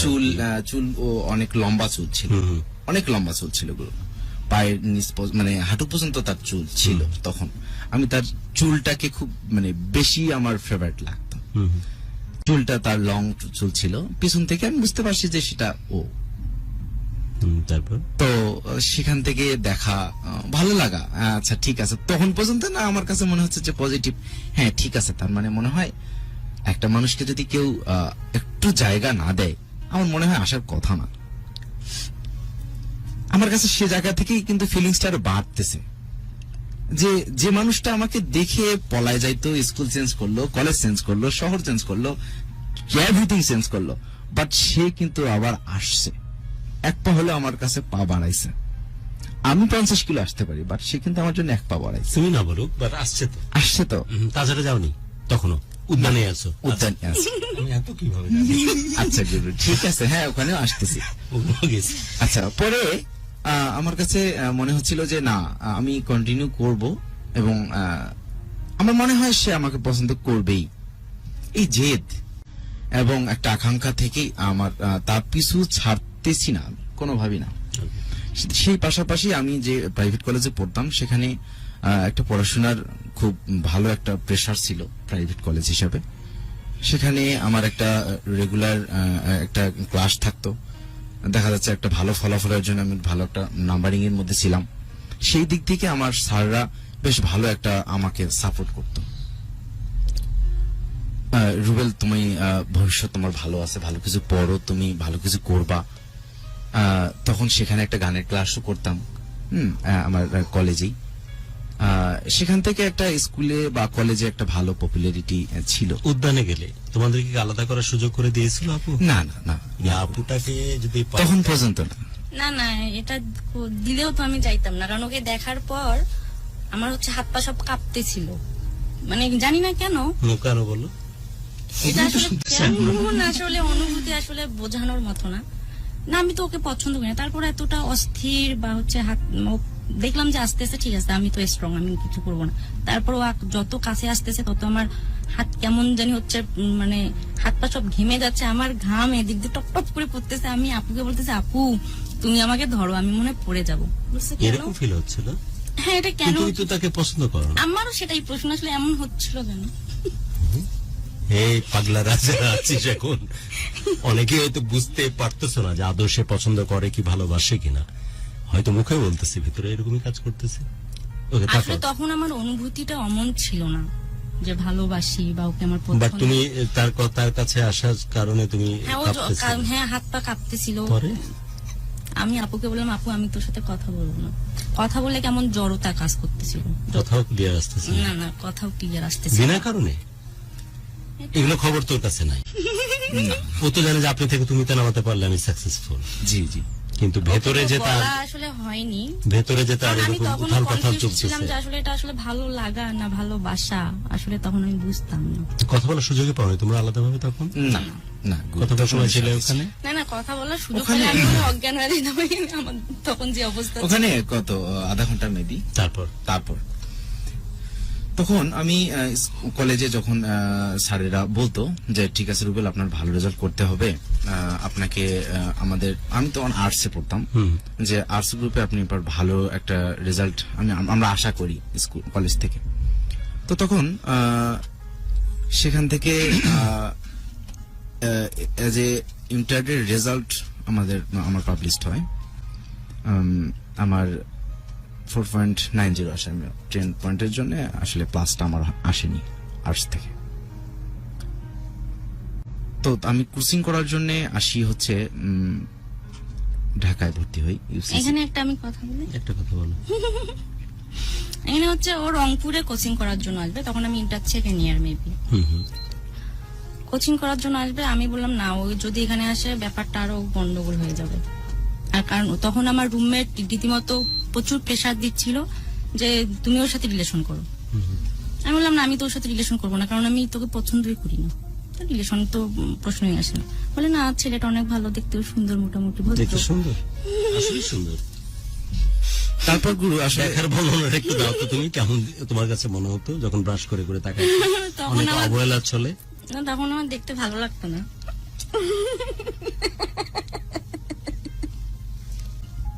আমরা কি চোখে ব্রাশ করবো? ছেলেটা কিন্তু আসলে অনেক স্মার্ট, অনেক দেখতে ভালো। কেমন ভালো লাগতো। মানে তুমি যখন দাঁত ব্রাশ করতে ব্যালকনিতে হেঁটে হেঁটে, দেখতে ভালো লাগতো না? একদিন নিশ্চয়ই ভালো লেগেছিল, আমরা বোধহয় সেই জায়গাতে কি দেখে যাচ্ছি পছন্দ আস্তে করে? I আস্তে। don't know. না, একদিন নিশ্চয়ই ভালো আর লেগেছে। তবে ওর একটা জিনিস আমার ভালো লাগতো, সেটা হচ্ছে গালের টোল। এই দুই জিনিস, গালে কি মারাত্মক টোল পড়ে ছেলেটি, হ্যাঁ, এটা ভালো লাগতো। যে রঙের জন্য গোটা পৃথিবী পাগল, এই তামাটে উজ্জ্বল শ্যামলা রং একদম। আর স্পেশালি বাই বার্ড, তো জিম করে না বললো, বাই বার্ড তো মনে হয় ওদের স্কেলটা এরকম এরকম ওয়াইড শোল্ডার। আমি তো বললাম যে আমার সুযোগ থাকলে ব্যাংককে গিয়ে ইনজেকশন নেমে বুকে ঘুমানোর চেষ্টা করতাম, এত ওয়াইড শোল্ডার। তোমার ভালো লাগছে না? Thanks দিচ্ছ? তাহলে কি যাবো নি? তুমি বলছিলে যে তেমন ভালো লাগতো না, কবে থেকে ভালো লাগা শুরু হলো? তারপর আমি ঢাকায় যখন কোচিং করতে আসি, তখন তার সাথে তুমি তো জানি রংপুরে আসুক সে। না, ও না, চায় না, চাই ও না। চায় না বিধায় আমি আর রংপুরে ভর্তি হইনি। ওকে। আমি ঢাকায় আসি। হুম। ঢাকায় আসার পর আসলে ওর সাথে তখন কন্টিনিউস কথা হচ্ছিল। এদিকে আমার ভার্সিটি কোচিং এর জন্য আমি প্রস্তুতি নিচ্ছিলাম, মানে আমার ভার্সিটি এডমিশনের জন্য। তো তখন তার কিছু পজিটিভ কথা আমার ভালো লাগতো। আমি কখনো অনেক সময় বলতাম যেভাবে আসলে কি আমাকে তোমার কোনোভাবে কি জায়গা দেওয়া সম্ভব হয় কি না। আসলে আমি ভালোবাসি কথাটা আমি না আমি এভাবে কখনোই বলতাম না। আমার কাছে মনে হচ্ছে যে সে আমাকে তুমি করে বলবে, দ্যাটস এনাফ। সে কখনোই না বলে না। তখন আমি বলি, তখন আমার এক সময় কোচিং এর মেবি একটা ঈদের বন্ধের একটা প্রোগ্রাম আসে। দেন আমি তখন রংপুরে যাই। রংপুর যেয়ে সে বলে যে তখন পাগল পাগল হয়েছে। হ্যাঁ, ওর মেসেজটা না নিলে থামবে না। বাইরে একটা কন্ডিশনে তোর মেসেজ পড়তেছে, আর ওই একই মেসেজ দিস না। কেম ইমরান সিরাজ লিখেছেন, গণমাধ্যম সূত্রে জানা গেছে রুবেল ভাই 1 টাকা দিয়ে 4টা লজেন্স কিনে পরপর 4 দিন আপুকে গিফট করে। আজ আপুর মনে তার জায়গায়, এই কারণে। না থেমে যা, তোর মেসেজ আমি পড়েছি ভাই, আর যেন একই টেস্ট না করা হয়। তারপর তখন সে যখন যে মেসে থাকতো, আমি রাতে ট্রেনে থেকে যে ওর মেসে, যেহেতু ওর রুমমেটটা আমার ক্লাসমেট, ও তখন বলল যে তুই আমার মেসে আয়। স্বাভাবিকভাবেই গার্জিয়ান হিসেবে অনেকেই দেখতে যায়। তখন আমি সেখানে আসলে গেলাম ও আমার ফ্রেন্ডের সাথে দেখা করতে, নট অনলি তনু। পিছনে তো এটা। যদিও কারণ ওটা গেলাম, তো তখন ও আমাকে দেখে কমেন্টস করছে এভাবে যে আপনি অনেক চেঞ্জ হয়ে গেছেন, ঢাকায় থেকে আপনি অনেক চেঞ্জ হয়ে গেছেন। কেন বলছেন এটা? আসলে দেখে, লুক দেখে? না, লুক দেখে না, ওর কিছু বিহেভে হয় না। প্রথম দিকে এত বেশি কেয়ার করতো, তখন আমি বিরক্ত হইতাম যে একটা ছেলে এত হ্যাংলা হয় পজিটিভ কিভাবে? কেন, এত হ্যাংলা কেন? আর যখন কেয়ার কম করতেছে তখন হচ্ছে এমনও হইতো যে আমি মেসের হচ্ছে সামনে দোকান ছিল, ওখানে শ্যাম্পু কিনতে যাব, ওকে বলে যাওয়া লাগতো তুমি শ্যাম্পু কিনতে যাচ্ছি। এটা এক সময় ছিল, আর পরে পরে ঠিক আছে, কথাই হইতো না। তখন আমাকে অজুহাত দেখাইতো আসলে আমি ব্যস্ত আছি। তার মানে ওই কেয়ারিংনেসটা নাই। না দেখি তোমাদেরকে কোন ফুলে পূজা দিই বলো তো? এটা গোটা বিশ্বের ছেলেদের জন্য প্রবলেম। তোমাদের যখন বেশি করা হয় তখন তোমরা চিন্তা করো পজিটিভনেস, যখন কম করা হয় তখন তোমাদের কষ্ট হয়। কোন ফুলে তোমাদের পূজা দিই আমরা? ওকে, তারপর কম কখনোই করা যাবে না, তাই না? তো হ্যাঁ, অবশ্যই। তারপর? যত দিন যাবে তত বাড়তে তাহলে হবে। তোমরা ওরকম বিহেভ করো কেন? আসলে তখন তো আমি ওটাই বুঝতাম তোমাদের না। নাখরা হ্যাঁ আচ্ছা আসলে ওটা আমাদের প্রত্যেকটা- বুঝতে হবে প্রত্যেকটা মেয়ে চায় যে হচ্ছে তার ভালো Pamper লাগে। করুক। হ্যাঁ প্যাম্পারিং সবাই তখন- চায়। কিন্তু রাগ বিরাগ করলে ওটা মেনে নিতে হবে যে প্যাম্পার করতে হবে তারপরে আচ্ছা আমি Then- ভুল করলে ও ছড়ি বলবে আর ওই ভুল করলে না, ও তা- হ্যাঁ, তা তো বটে আমাদের নামই তো আমরা সরি রেখেছি সরি এতেশাম সরি ডুবেল বলো Right. পরে আমি ওই বান্ধবীর সাথে যখন তার মানে তার হোটেলে মানে মেসে দেখা করলাম, দেখা করার পর ও আমাকে কমেন্টস এভাবে আসলো যে আসলে তুমি মানে চেঞ্জ হয়ে গেছো, মানে সরি আপনি চেঞ্জ হয়ে গেছেন। আমি বললাম আসলে আমি কোথায় চেঞ্জ হলাম, আমি তো চেঞ্জ হইনি। তো পরে সেদিন মনে হয় জানুয়ারির 10 তারিখ হবে বা 11 জানুয়ারির 10 তারিখে সে একটা ফোন, ওই ফোন থেকেই বললো যে তুমি কেমন আছো। আমাদের সময় কিন্তু পার হয়ে যাচ্ছে, আমরা চাচ্ছিলাম যে সারা রাত চলুক আজকে ভ্যালেন্টাইন ডে, এটা সম্ভব তো পড়েছে হোল নাইট? জি, তখন সে বলতেছিল যে আসলে তুমি কেমন আছো। আসলে 10ই জানুয়ারি 2011 এত মনে আছে কেন ডেটটা? এই প্রথম আসলে জিজ্ঞেস করলো তাই? ও, তুমিতে আসলো ফাইনালি। যে আসছে তার কাছ থেকে আসলে আমি জানতে পারিনি এখনো যে আসলে আই লাভ ইউ, এই ভাষাটা আমি এখন পর্যন্ত জানতে পারিনি। দেখি ফাইনালি শুনতে পাই কিনা। তোমার বাসায় বসে আছো কেন? নিঃসন্দেহে বলছে কখনো। সে তো তুমি যখন বলেই ফেলো তখন আমি দেন একটু ধরে নিলাম যে হ্যাঁ আমাকে একটু লাইক করতেছে।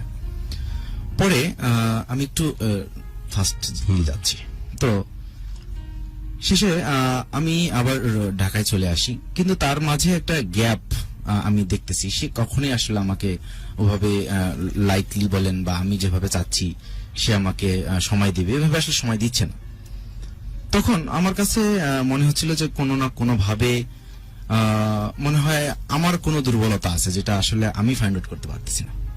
ওকে, এভাবে যখন এরকম হচ্ছিল তখন আমি একটু গ্রুপ ফার্স্টলি যাচ্ছি, তো সেখানে আমার একটা কাজিন, তার আচরণ, তার কথাবার্তা আমাকে লাইকলি একটা প্রপোজের মতো আসে আমার কাছে। তো তখন আমার কাছে মনে হচ্ছিল যে আসলে একটা মেয়েকে আমি এতটা সময় দিচ্ছি, এতটা কেয়ার করতেছি, এতটা পজিটিভলি ভাবে নিচ্ছি, বাট সেখান থেকে আমার কোনো Output নাই। আউটপুট আসতেছে না। বাট আমার কাজিন থেকে মানে আমাকে চয়েস করে, বাট এটা আমি শুনতে পারছি যে হ্যাঁ আমাকে চয়েস করে, তার আচরণগত, তার কথাবার্তা, হ্যাঁ আনাফ। তখন তার সাথে আমার কোনোভাবেই কথা শুরু হয়, তার সাথে আমার কথা হয়, লংলি কথা না, আউটলি কথা হচ্ছে এরকম, হ্যাঁ ভাইয়া কেমন আছো তুমি, হ্যাঁ ভালো আছি, তোমার পড়াশোনা কেমন চলছে, এরকম করে চাচ্ছিল। বাট একটা সময় আমি হালকা দুর্বল হতে থাকি তার প্রতি, কার প্রতি? ওই আমার কাজিনের কাছে। কাজিনের প্রতি। জি, তখন মনে হচ্ছিল যে আসলে ভালোবাসা মনে হয় এটা, ভালোবাসা এটা। তখন এর সাথে একটু কথা বলা আমার কমে যেত। তনুর সাথে বলতেছো এই কথাগুলো তুমি? হ্যাঁ, ওপেনলি জানে সবকিছু। আচ্ছা, তো তখন সে কোন এক মাধ্যমে ওই আমার কাজিনের ব্যাপারটা সে জানতে পারে যে কাজিনের সাথে আমার একটা রিলেশনশিপে যাচ্ছে। এই জিনিসটা জানার পর সে বলে যে আসলে তুমি যে আমাকে ভালোবাসো বা তাহলে তুমি কাজিনের সাথে তোমার রিলেশনটা না, কেন? এখানে একটু আমি বলি। একটু আছে এখানে। যখন হচ্ছে আমি ফার্স্ট শুনলাম যে ও আসলে আরেকটা রিলেশনে যাচ্ছে, তখন প্রথম মনে হতো যে না ঠিক আছে পাচ্ছি আমি, বাবা এত প্যারা ভালো লাগতো না তখন। কিন্তু ওর সাথে আমার দিনের হচ্ছে ম্যাক্সিমাম টাইমে কথা হইতো। যখন সেই কথা মানে টাইম গুলো আসতো তখন একটা একাকিত্ব, সামথিং ইজ মিসিং, মিস করা শুরু করছে। আমি আসলে তখনও জানি না যে আসলে আমি ওকে পছন্দ করি বা ভালোবাসি, বাট ও যে কথা বলা ওটা একটা অভ্যাসে হয়তো পরিণত হয়েছিল, তখন মনে হইতো আমার। তোকে আমি ফোন দিয়ে বলি যে তুমি কথা বলতেছো না কেন? বলে যে আসলে আমি ব্যস্ত, আমার কোচিং চলতেছে, আমার পরীক্ষা, আমার এক্সট্রা ক্লাস। তো তারপর আসলে আর তুমি তো জেনে গেছো এক্সট্রা কাজিন ক্লাস।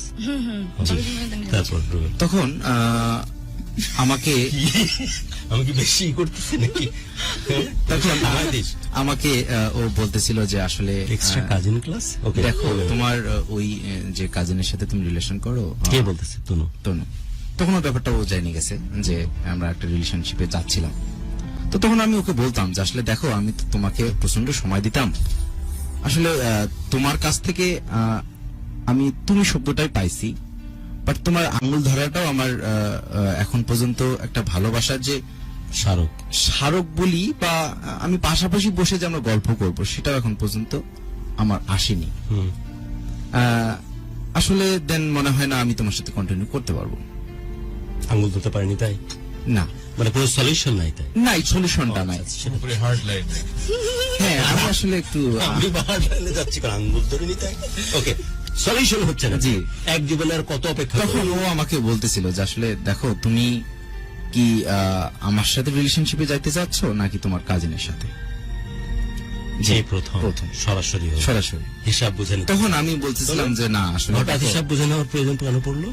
না ওই যে সামথিং ইজ মিসিং, তখন আমার রুমমেটরা আমাকে সময় মতো বোঝাইতো- কেন আর ফোন দেয় না? হ্যাঁ, তখন আমার রুমমেট বোঝাইতো যে আসলে এটা হচ্ছে ভালো লাগা বা ভালোবাসা, যেটা তুই বুঝতেছিস। রুমমেটকে সাইজ করতে হবে, সময় তো হাতে নাই। পরে আমি ওকে বললাম যে আসলে মনে হয় কন্টিনিউ তোমার সাথে আমার হবে না, আমি আমার কাজিনের সাথেই মনে হয় রিলেশনটা কন্টিনিউ করব। কমা দেয় ওই জায়গাতে কোনোভাবে। সত্যি কথা বলবে আর কেন জানো, মানে তুমি সত্যিই বলবে। ব্রেনের মধ্যে এটা ছিল যে এইভাবে সাইকোলজিক্যাল একটা কমিউনিকেশন দিলে ও তোমার কাছে জোরে সোরে কাম ব্যাক করবে, এই আশাতে বলেছিলে আমার ধারণা। জি রাইট গুরু। আসলে আমি গুরু রে, এটাই কারণ ছিল। তুমি কি জানতে এটা? না ওটা জানতাম না। এখন জানলে? হ্যাঁ, ওকে ওর কাছে যাওয়ার জন্য, যে কাজিন ক্লাসের কাছে যাওয়ার জন্য কিন্তু এই কথাগুলো তোমাকে বলেনি, তোমাকে পরিপূর্ণভাবে পাওয়ার জন্য এই কাজগুলো করেছে। জানলে এখন? হ্যাঁ, সত্যি কি তাই? নাকি সত্যি তাই? হ্যাঁ তাই না, রিলেশনশিপে তার কাছে না আমি যতটা জড়াইছি মাখো মাখো বা তার সাথে আমি একটা রিলেশনশিপে গেছি ফাইনালি, এটা আসলে 100% ছিল না। তার কাছে যতটা মেসেজ গেছে ততটা ছিল না, বাট তাকে লোক মুখে যে মেসেজটা হ্যাঁ, পাচ্ছে, কিন্তু কিন্তু তাকে আমি ইমপ্রেস করার জন্য বা তাকে আমার করে নেওয়ার জন্য ওই প্রসঙ্গগুলো কমিউনিকেট করেছো নিয়ে আসতেছি। যাতে করে সে তোমাকে ফাইনালি জি তোমাকে আপন ডিপ করে। করে। তুমি কি বুঝতে পারছো? এটা কি শুনছো কখনো আগে? না এটা ও ব্যাপারে আসলে তেমন কোনো কথা- এই জিনিসটা কি জানতে যে কাজিনের প্রসঙ্গটাকে নিয়ে আসা যাতে করে তুমি তাকে পজিটিভলি তাকে আপন করে নাও, তাই? না এটা আমি যে দেখো রুবেল কিন্তু চলে যাচ্ছে, প্ল্যাটফর্মে তুমি দাঁড়িয়ে। না, তখন আমি ওকে ফোন দিয়ে একটা কথা জিজ্ঞেস করেছিলাম যে আসলে তুমি আমাকে ভালোবাসো নাকি তোমার কাজিন। উত্তরটা কি ছিল একটু পরে আমরা জানবো, তবে এই মুহূর্তে একটা জরুরি ঘোষণা, সেটা হচ্ছে আমরা ফেসবুক লাইভে আছি, কিন্তু রেডিও থেকে আমরা একটা কমার্শিয়াল বিরতিতে যাচ্ছি। ফেসবুক লাইভে 100% কি হলো? না তখন তো ওটা তো তাকে একটা- আমি রাজি করাইতে পারছি অলরেডি। 100% প্রসঙ্গটা আসছেই তো, সেই জন্য এই অ্যাক্টিভিটি গুলো করবে। সে তো বলেই দিল যে যে আমাকে কারণেই তো করতে বিয়ের হবে। প্রসঙ্গটা আসতেছে না। তখন আমি আসলে ধরে একটা নিলাম যে জনপারণ আসলে তো বিয়ের তোমার প্রসঙ্গ বলতো না। তোমার লাভ ইউ লাগবে না, তোমার তুমি লাগবে না, তুমি যদি আমাকে বিয়ে করতে চাইছো আচ্ছা ঠিক আছে ডান। তখন 2012 সালের 6 জানুয়ারি আমরা একটা কাজী অফিসে অনেক জটিলতার পরে একটা বিয়ে করি। বিয়ে করে গুরু আপনি যেটা বলছিলেন যে তাজহাটে আমাদের ফার্স্ট আমি ওর একটা আঙ্গুল ধরি, ঠিক তখন মনে হচ্ছিল যে হ্যাঁ তাজাটের সবচেয়ে উপরের ঘরটাতে গেছিলে, হাওয়া চলে যেখানে প্রচুর। সবচেয়ে আচ্ছা আমি কি বলি সবচেয়ে? সবচেয়ে। আমি কোথায় জাদুঘর ছিল, হ্যাঁ ওখানে গেছিলাম। তো ঠিক সেখানেই আমি তার ওই আঙ্গুলটা ধরি। উপরের ঘরটাতেই? না না না সরি, মানে এই যে দক্ষিণে বাতাস যেখানে প্রচুর হাওয়া হয়, ওই যে নিচে গিয়ে যে পুকুর পাড়ে। দক্ষিণের ভাত, আবার তো বাতাসে এটা হচ্ছে। আমি তখন আসলে পরিপূর্ণ হই যে আমার কিসে? ওর হ্যাঁ হাত আমি ধরে? তাকে পেয়েছি। ফিল কেমন? হাত ধরে তো আমার হাত ধরো। আমি আসলে তার কোন আঙুল ধরছিলা? হাতটা ধরছিলাম, মেবি তার এই আঙ্গুলটা এই যে ধরো ধরো মনে না। হচ্ছিল যে হ্যাঁ কোনো ফিল আসতেছে নি? ডিফারেন্সিয়েশনটা কি বলো তো, কি হয়েছিল? মনে হচ্ছিল যে হ্যাঁ আমি তাকে পেলাম। এটা কি এটা এই যে তুমি যার পিছনে দৌড়াচ্ছিলে এতদিন ধরে, জি। তুমি সাকসেসফুল হলে ব্যক্তি রুবেল খুশি হয়েছিল নাকি তোমার ভালোবাসা জিতে গেল? তার আমার জন্য খুশি হয়েছিল? ভালোবাসা জিতে গেছে। ভালো করে বুঝো কোয়েশ্চেনটা। আমার আমি প্রশ্নটা বুঝতে পারছো কিনা আমি জানি না। যে ব্যক্তি রুবেল অনেক smart, look wise, voice wise, personality wise সে মানুষটা ফাইনালি সাকসেসফুল হলো। সে বিজয়ের আনন্দ ওই তাজহাটের পুকুরের পাশে দাঁড়িয়ে যখন তার এই কনিষ্ঠ আঙ্গুলটা ধরলে, নাকি এটা আনন্দ যে ফাইনালি তোমার ভালোবাসা পূর্ণতা পেল? ওকে মাথায় রেখে চিন্তা করলে তুমি বলবে না সঠিক না উত্তর। গুরু, আমি বলি ডিপলি, আমি মন থেকে বলছি, আমার মনে হচ্ছে যে হ্যাঁ, আমি আমার ভালোবাসা জয় হয়েছে। That's good. তারপর তো পরে আসলে তখন আমার বিয়েটা অনেক জটিলতা যায়, আমার ফ্রেন্ডরা শুধু হাত ধরলে, তারপর বলো যতটুকু বলা যায় আর কি। না গুরু, এতটুকুই তো, তার সাথে আমার জাস্ট হাতটুকু, আঙ্গুলটুকু ধরা, আমি পুরো হাতটাও তাকে তাদের ধরতে করে পারি। ওপেন, জি। তোমরা তো আর কালেক্টরেট ওই উদ্যানে যাওনি, ওই যে পর্দা দেয়া যায় তো ক্যাবিন গুরু, আমার তখন বাসায় তখন পর্যন্ত জানে না, প্রিয়াকে প্রেম করতেছিস। বাসায় তখন পর্যন্ত জানে না যে আমি বিয়ে করছি, বাট কোনো একটা মাধ্যমে জানতে পারে আমার বাসায় যে আমি বিয়ে করছি। হুম। দেন ওর বাসায় ও আমাদের বাসা থেকে কোন সময়ের কথা এটা? এটা 2012 সালের 6 জানুয়ারি বিয়ে করছি। 2012, জি অলরেডি 9-10 বছর হতে জি, চললো। 10 বছর 1 মাস 11 দিন। তোমরা তো ওই সময় আছো মনে হচ্ছে তোমাদের দুজনকে দেখে। জি রাইট, মানে একটু পরিবর্তন হয়েছে না, চেহারায়। না, আমরা তো দেখিনি, বাট এনিওয়ে তারপর কন্টিনিউ করো। আজকে হচ্ছে আমাদের বিয়ার 10 বছর 1 মাস 11 দিন। ওকে, তারপর তো পরে বাসায় জানে না, যখন জানলো, দেন এর বাসায় আসলো যে তোমার মেয়ে তো বিয়ে করছে। আমার বাসা থেকে তো মানে একটা বিশ্রী অবস্থা, এমন একটা অবস্থা যে গুরু বলতে পারবো না। আমাকে বলতেছিল যে তুমি যদি ওই মেয়েকে না ছাড়ো তাহলে তোমাকে এই বাসা ছাড়তে হবে। মেয়ে যাই হোক, ওদের কারণে যে প্রেম করে বিয়ে কোনে করলি? কেন করলি? এবার তুমি যদি মেয়েকে ছাড়ো, হয় মেয়ে পাবা, নতুবা তুমি ফ্যামিলি পাবা। গুরু, আমি আসলে তখন কি সিদ্ধান্ত নেব? আমার কাছে মনে হচ্ছিল যে আমার কাছে একটা মানে অমৃত একটা পাইছি আমি। এটা যদি আমার বোন হইতো, আমার বোনকে যদি কেউ আজকে বিয়ে করে বলতো, অপশন দিত যে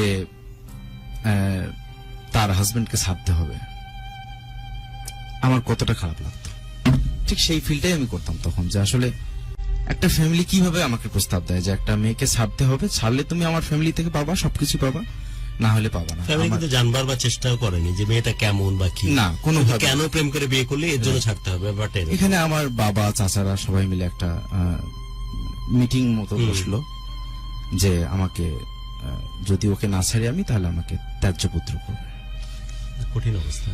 তো দেন আমি তখনও রাজি যে ঠিক আছে, আমি আপনাদের কোনো সম্পত্তি বা কোনো ধরনের, আমার অ্যাকচুয়াল আপনাদের ফ্যামিলির প্রতি আমার কোনো চাওয়া পাওয়া নাই। দেন শুধু আমার তনুকে আপনারা মানে নেন। তখন আমার কাছে প্রস্তাব আসলো যে তুমি কিছু করো না, পড়ো না, মাত্র পড়তেছো, এই মুহূর্তে তুমি এই কাজটা কেন করলা? তখন আমি বললাম যে আসলে আমি ভুল করছি, একটা সুযোগ দেন এরকম যে ও ওর মতো করে পড়ুক। এর বাবা বলছিল যে ঠিক আছে, আমার বাসা আমার মেয়ে পড়ুক, তোমার বাসা তুমি পড়ো। কিন্তু আমার ফ্যামিলি কোনোভাবেই সেটা মানতে নারাজ, না কোনোভাবেই মানবো না। তুমি যদি তাকে নাও তাহলে আমার ফ্যামিলি ছাড়ো, আর ফ্যামিলি ছাড়লে তোমাকে এক কাপড়ই ছাড়তে হবে এই বাসা।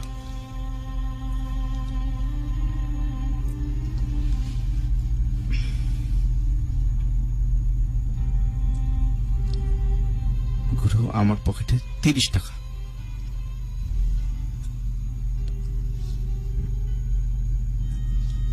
বাসা থেকে বের হয়ে গেছি।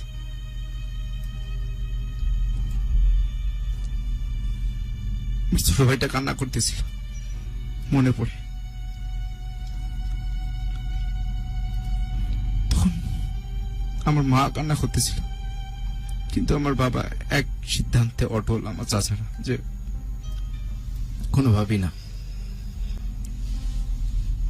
তখন আমার পকেটে 30 টাকা নিয়ে আমি বাসা থেকে বের হয়ে গেছি। গুরু, বের হয়ে যায় আমার পার্শ্ববর্তী চাচাকে বললাম যে চাচা, আপনি তো আমাদের সবসময় ফ্যামিলির সাথেই থাকেন,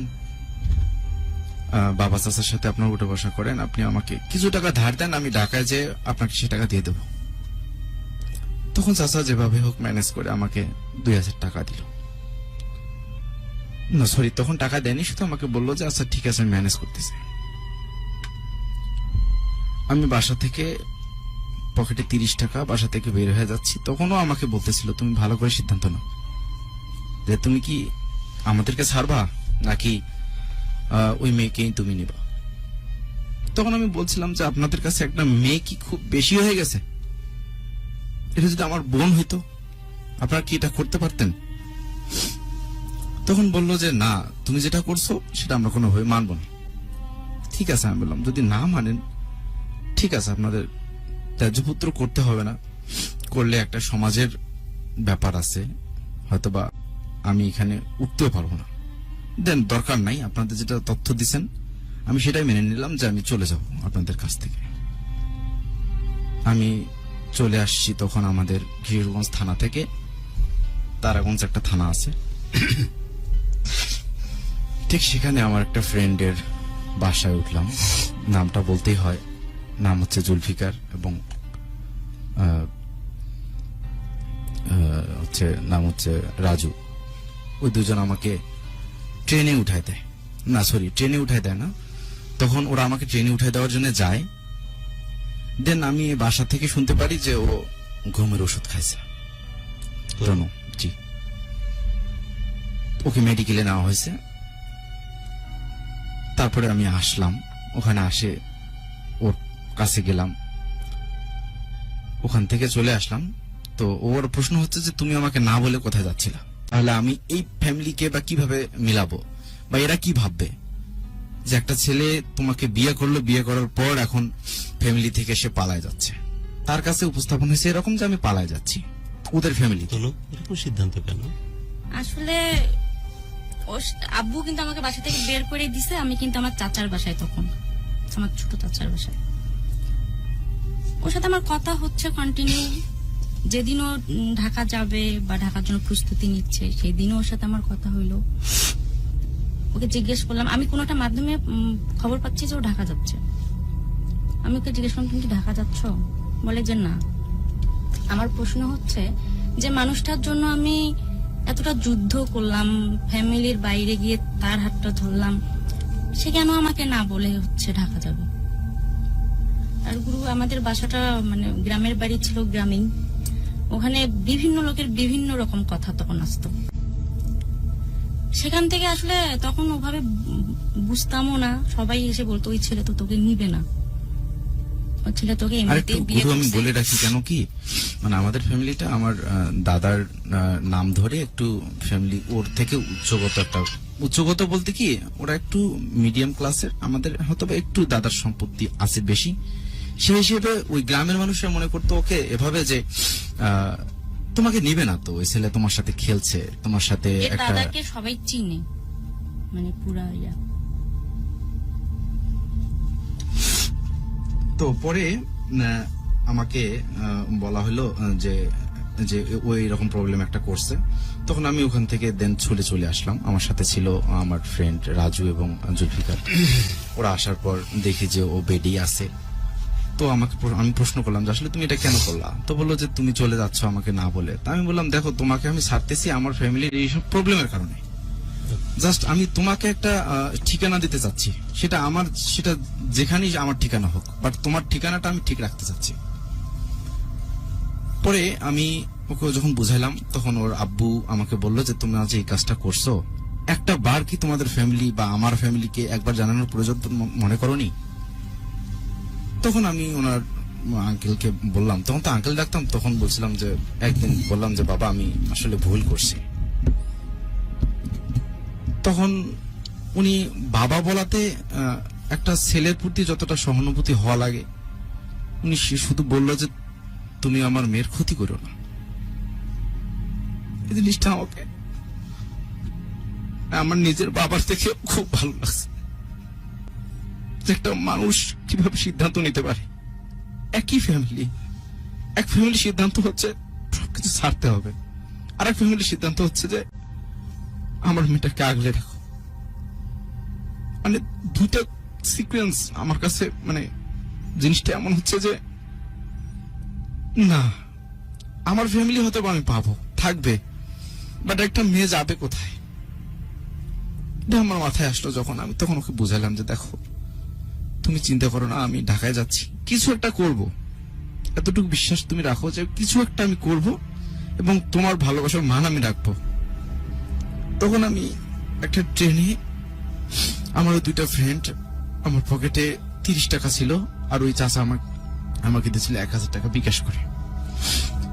তখন ওই ফ্রেন্ড গুলো তো বেকার, ওরা তখন যাওয়ার সময় বললো যে ধর 100 টাকা। আজকে রাজুর নাম বলতে হচ্ছে, জুলফিকারের নাম বলতে হচ্ছে, আমাকে 100 টাকা দিল, বললো যে দোস্ত দেওয়ার মতো তো কিছু নাই, 100 টাকা দিচ্ছি, এটা তুই নিয়ে যা, কিছু খাস রাস্তায়। পরে আবার ডাক দিল, আমি বললাম কেন? বলতেছে আরো 100 টাকা নেই, আমাদের পকেটে আর 100 টাকা আছে, আমরা বাসা যাব। আমি ট্রেনে উঠলাম। এখন ট্রেনে উঠে আমি কোথায় যাচ্ছি? ঢাকা যাচ্ছি, কিন্তু আমার ঠিকানা কোথায়? কোথায় নামবো? কোথায় যাব? কি করব? আমি কিচ্ছু জানি না গুরু। ট্রেনে উঠে গেছি, ট্রেন যাচ্ছে।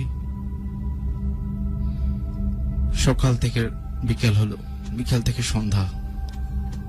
ট্রেন তো এক সময় একটা স্টেশনে যাবে, কমলাপুরে যাবে, কিন্তু আমি যাব কোথায়? দেন ওখানে এক লোককে জিজ্ঞেস করলাম, ভাই আসলে আমি কিছু একটা করতে চাচ্ছি, কিছু একটা করার কোনো ব্যবস্থা কি করা যায়? তখন একটা লোক বলল যে ভাই কি আপনি স্টুডেন্ট? আমি বললাম ভাই আমি স্টুডেন্ট, কিন্তু কিছু করব। তখন বলল যে এক কাজ করেন, আপনি নারায়ণগঞ্জ কাশপুরে যান, ওখানে অনেকগুলো কাজ পাওয়া যায়। তখন আমার মাথায় আসলো যে আমাদের কিছু গ্রামের লোকজন কাশপুর শহরে বিভিন্ন গার্মেন্টসে কাজ করে। আমি তখন ট্রেন থেকে নামার পর উনি যাবে যাত্রাবাড়িতে, ওনার সাথে নামে আমি যাত্রাবাড়ি পর্যন্ত গেলাম। তখন উনি আমাকে বললো যে আপনি এই বাসটাতে চলে যান, আপনাকে কাশপুর ব্রিজে পার হওয়ার পর একটা কাশপুর বললে ওনাকে নামাই দিন। কন্ট্রাক্টরকে বললো, আমি দেন নামলাম। নামার পর ওখানে আমাদের এলাকার যেসব ছেলে থাকে, রব্বানি নাম, সুমন নাম, তখন আমি আমার সুমন নামের এক এলাকার ছেলে, তার বাড়িতে গেলাম। তখন ওই চাচি দেখে আমাকে অবাক হইলো যে রুবেল তুমি কেন? শুনলাম তুমি নাকি বিয়ে করছো, বাসা থেকে বের করে দিছে। আমি বললাম চাচি এই ঘটনা, আমাকে একটু আশ্রয় দেন। আমাকে ছোটবেলা থেকে এলাকার মানুষরা একটু আলাদাভাবে তাকাইতো, কারণ আমি চলন বলন কথাবার্তা বলেন সবার সাথে একটা মার্জিত ভাবে চলার চেষ্টা করতাম, কারণ আমার বাবার প্রচন্ড রাগ ছিল এবং চলতে হবে ঠিক এভাবে এভাবে এভাবে, আমি ওভাবেই চলতাম। তো চাচি আমাকে এতটা আপ্যায়ন করে এতভাবে সুন্দরভাবে আমাকে রাখলো, আমি নাম না বললে নয়, উনি আমার ওই মুহূর্তে মায়ের মতো একটা আশ্রয় দিয়েছে। সেখান থেকে একটা ওই ওনার ছেলে আমার ফ্রেন্ডের মতোই ছিল, ছোট ভাই ছিল সুমন, ও আমাকে একটা বাইং হাউসে একটা চাকরির ব্যবস্থা করে দেয়। বেতন হচ্ছে 4200 টাকা। তো ওখানে চাকরি করার পর 4200 টাকায় তখন আবার আমি তখন এক সময় ওর বাসায় আসি কিশোরগঞ্জে। তখন আবার ওর বাবা বলে যে দেখো ওকে তো তুমি এখানে রাখছো, আমি কি পরিচয় ওকে রাখবো, তুমি তোমার বউকে নিয়ে যাও। আমি 4200 টাকা বেতন পাই। তখন আমার কাছে ইগোতে লাগলো যে আসলে একটা মানুষ কি বেশি, আমি এই পরিস্থিতির মধ্যে আছি, আমার ঠিকানা নাই, আমি কোথায় থাকি, অথচ আপনি এভাবে বলতেছেন যে তুমি তোমার বউকে নিয়ে চলে যাও। তখন আমি বললাম যে ঠিক আছে আমি তোমাকে নিয়ে চলে আসবো। দেন আমি ওকে নিয়ে বাসে আসার সৌভাগ্য হয়নি, আমরা একটা ট্রাকের উপরে আসি। আসার পর ওই চাচির পাশের রুমটা আমাকে ভাড়া দেয়, ভাড়া হচ্ছে 1800 টাকা। 4200 টাকা বেতন পাই, 1800 টাকা রুম ভাড়া। দেখা যাচ্ছে গুরু ওখানে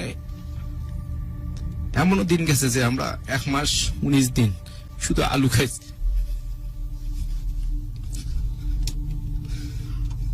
আমাকে প্রচন্ড ভাবে হেল্প করছে।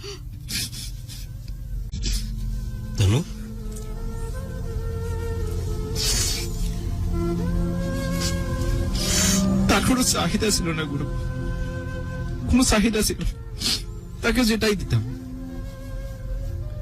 সে রান্না করতো, সবার যখন রান্না হয়ে যেত তখন রান্না করতো। দেখা যাচ্ছে অনেকে জিজ্ঞেস করতে থাকে তুমি কেন এত রাতে রান্না করো, সে বলতো যে রুবেল তো আসবে অনেক রাতে অফিস থেকে, আমি এই জন্য রান্না করি। 1 মাস 19 দিন আমি শুধু আলু খাইছিলাম। তখন সবাই যখন ওখানে যে সিরিয়ালের চুলায় রান্না করতাম, এক চুলায় দেখা যেত 4-5 জন রান্না করত। আমি যখন প্রতিদিন আলুই রান্না করি, তখন আশেপাশে যারা থাকে সবাই বলে যে কি ব্যাপার, তোমরা কি শুধু আলুই খাও?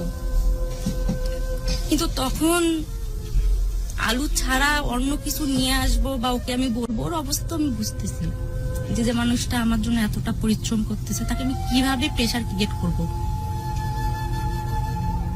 আলু কিন্তু আমি এমনিতেও খাইতাম না আগে থেকে, মানে সবজির মধ্যে আলু সবচেয়ে অপছন্দের ছিল আমার। তখন সমস্যা হয়নি? না, তখন ওভাবে সমস্যা হয়নি, তখন তো Yes. খিদা ছিল পেটে। উচিত ছিল এটা হয়তো দ্বিতীয় একটা পর্ব করা, অথবা উচিত ছিল যে আরো আগে থেকে যদি এই প্রসঙ্গটাতে আসতে পারতাম। কি নিয়ে যুদ্ধ করতেছি, আজকেও পেপারে দেখলাম যে সবচেয়ে সেপারেশনের রেট নাকি বাংলাদেশে অনেক বেশি, স্পেশালি ঢাকা শহরে সেপারেশন রেট অনেক বেশি। এগুলো মুখের কথা দিয়ে কোনোভাবেই এই জিনিসগুলোকে সত্যিকার অর্থে ব্যাখ্যা করা কোনোভাবেই সম্ভব না। সত্যিকার অর্থে মনোযোগ দিয়ে যদি তাদের জীবনের কথাগুলো শুনে থাকেন, লাস্টে তোমার কথাটা তো শুনলেনি না, আলু কখনোই পছন্দের তরকারির মধ্যে ছিল না, কিন্তু তখনও তাতে তাদের কোনো সমস্যা হয়নি। রুবেল যে পরিবার বিলংস করে, যেটা তোমার কাছ থেকে শুনছিলাম যে তার দাদাকে আশপাশের সমস্ত মানুষ, ইনফ্যাক্ট বনেদি পরিবারের একটা সদস্য বলতে যা বোঝায় ওই এলাকায়, এবং তনু কিন্তু পারিবারিকভাবে অনেক মোটামুটি সচ্ছল একটা পরিবারকে রিপ্রেজেন্ট করে। তারা এমন একটা জীবন বেছে নিয়েছিল ভালোবেসে, যে ভালোবাসার জীবনের মধ্যে অনেক অভাব, অনেক কষ্ট, অনেক দুঃখ, কিন্তু পরস্পর প্রতি কোনো রিগ্রেট ছিল না। কোন টাকার নেশায় আমরা দৌড়াই বলুন তো?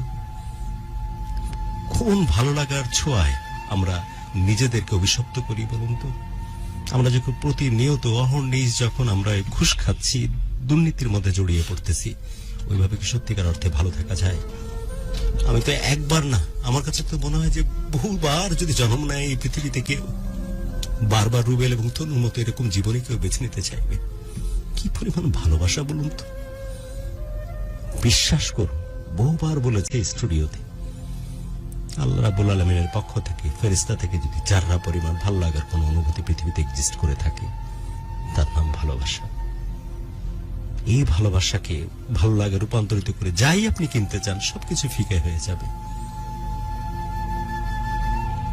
আমার মন ভরে গেছে এই দুজনের কথা শুনে। ভালোবাসার সাক্ষাৎ, এই এক্সপ্লেনেশন শুনে আমার কাছে মনে হচ্ছে এমনই তো হওয়া উচিত ভালোবাসা। বহু বছর ভালোবাসার যে কথা আমরা বলে আসি, সে কথার সার্থক রিপ্রেজেন্টেশন যেন আজকে প্রোগ্রামের থ্রু দিয়ে হয়েছে। কিসের জন্য চেষ্টা করি, কোন ক্যারিয়ারের পেছনে আমরা দৌড়াই, কোন অর্থ এবং সম্পদের পেছনে আমরা দৌড়াই। বিশ্বাস করুন, কেউ যদি কারো প্রশ্নে এত বেশি কেয়ারিং হয়, জীবনে আর কিছু কি প্রয়োজন পড়ে ভালো থাকার জন্য? অনুষ্ঠানের শেষ মুহূর্তে এই কোয়েশ্চেনটা আমি রাখবো রুবেলের কাছে এবং তনুর কাছে। আসলে কি কোনো কিছুর প্রয়োজন পড়ে যদি পরস্পরকে এইভাবে কেউ ভালোবাসার এত বেশি কেয়ারিং কারোর জন্য হয়? তোমরা যে ধরনের পরিবারকে বিলং করো, সেটা আসার পরে যে ধরনের কষ্টের এবং মানে যেভাবে ডিপ্রাইভ একটা জীবন তোমরা বেছে নিয়েছো, তারপরে তোমাদেরকে কিন্তু কোনোভাবে কষ্ট ছুঁয়ে যায়নি। আসলে পরস্পর প্রতি কেয়ারিংনেস এবং ভালোবাসা থাকলে আর কিছু কি প্রয়োজন পড়ে জীবনে? তনু? না গুরু।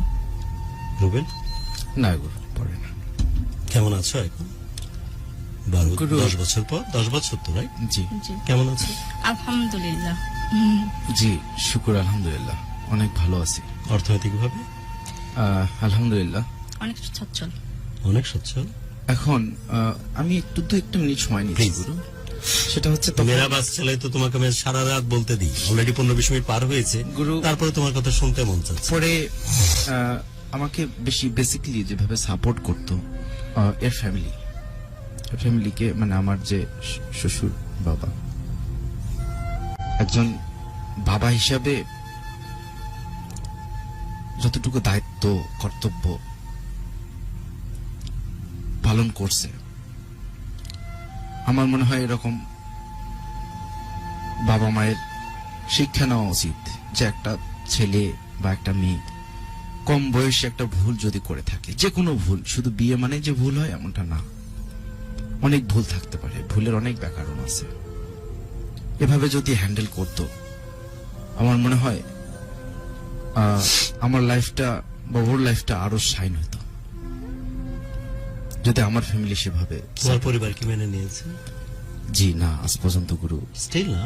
জি স্টিল না, মানে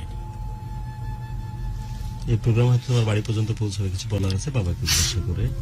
মা তো কেঁদে কেঁদে শেষ, এটা বলার অপেক্ষা রাখে না। বাবাকে উদ্দেশ্য করে কিছু বলার আছে? আমি মনে করি আমার বাবা অত্যন্ত ভালো। বাবাকে মেনশন করেই বলো।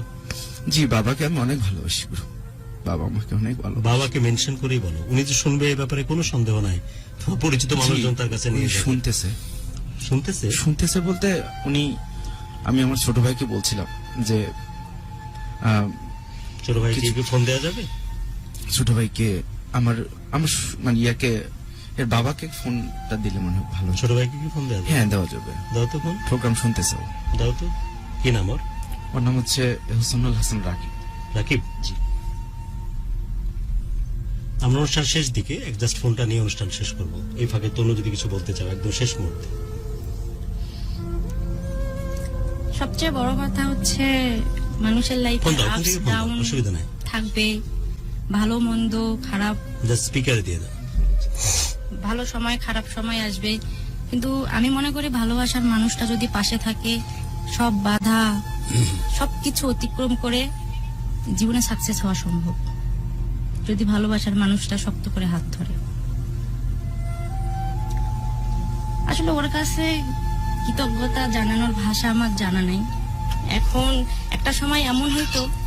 হ্যালো রাকিব, রাকিব সব ঠিক করে দাও ভাই। আমি ওদের কেউ নাই, কিন্তু আমি নিজে চোখের পানি আটকাইতে পারি। ঠিক করে দাও, বিশ্বাস করো। আমি সবকিছু প্রত্যক্ষ আমার ভাইয়া কতটা লাইফে স্ট্রাগল করছে। বাবাকে বলো না, সব ঠিক করে দাও। আমি গত 13-14 বছরে বিশ্বাস করে এত পরিমার্জিত এত স্মার্ট ছেলে আমার স্টুডিওতে খুব কম আসছে। মন ভরে গেছে তোমার বড় ভাইয়ের এই তার উপস্থিতিতে। ছেলেটি যেমন মার্জিত। আমার ভাইয়া সত্যিকারের রিয়েলি হিরো। তোমার বাবাকে বলো সব ঠিক করে দাও। উনি কি আছেন পাশে?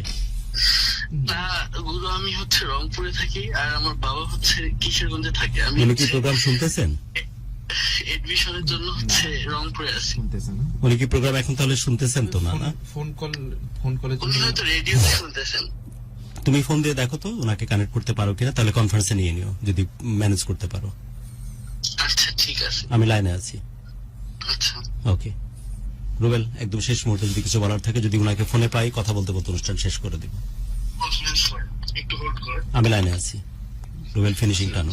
আসলে হ্যালো জি ভাইয়া। হ্যাঁ রাকিব বলো। হ্যাঁ তুমি হচ্ছে আব্বুকে ফোন দাও। আমি ফোন দেবো? হ্যাঁ ফোন দাও। তুমি লাইনে থাকবা?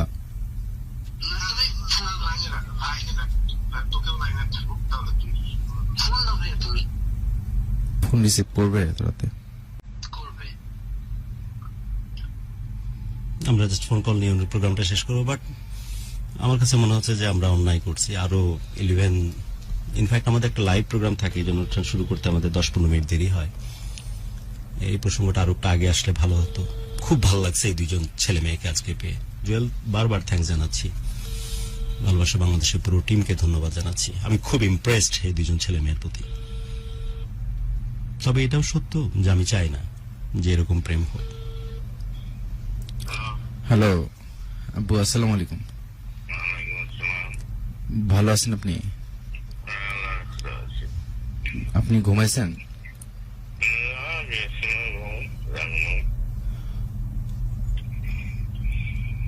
একটু ওই আমি একটা প্রোগ্রামে আসছি, রাকিব মনে হয় বলছিল না আপনাকে?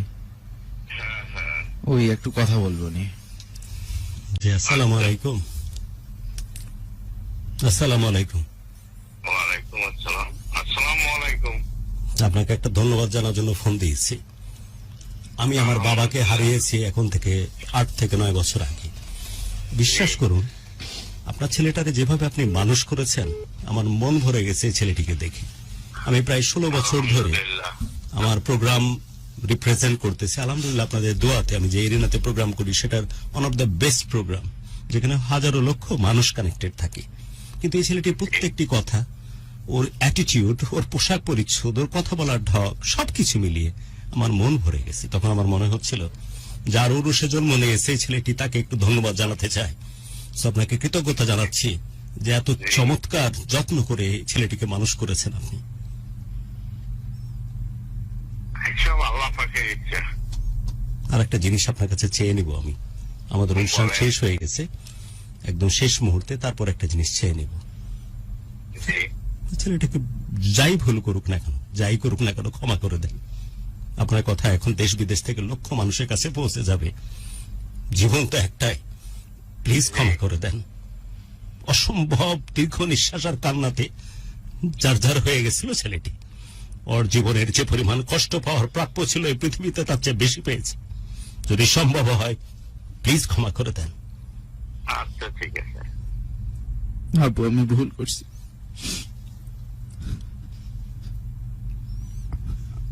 আপু আমাকে ক্ষমা করে দিয়েছেন আপনি। আচ্ছা ঠিক আছে। দেখুন, তাহলে কি আপনার কাছে আশা করতেই পারি যে ছেলে যদি যায় তার ভালোবাসার মানুষটাকে নিয়ে আপনার বাসাতে এত বছর পর, আপনি দ্বিধান্বিত হবেন না, অন্তত বুকে জড়ায় ধরবেন আপনার প্রিয়তম সন্তানকে? আশা করা যায় এটা? হ্যাঁ আশা করা যায়। কবে যাবে তুমি রুবেল?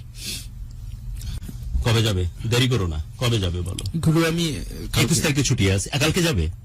কালকে তো আমি দিনাজপুরে ব্যাক করব, দেন আমি আমার বাবার সাথে কথা বলবো।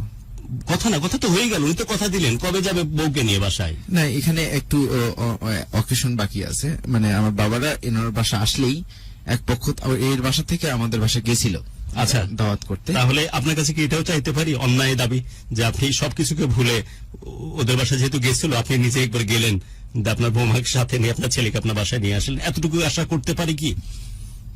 এটা তো সময়ের দরকার আছে। না প্লিজ, আর সময় নেন না।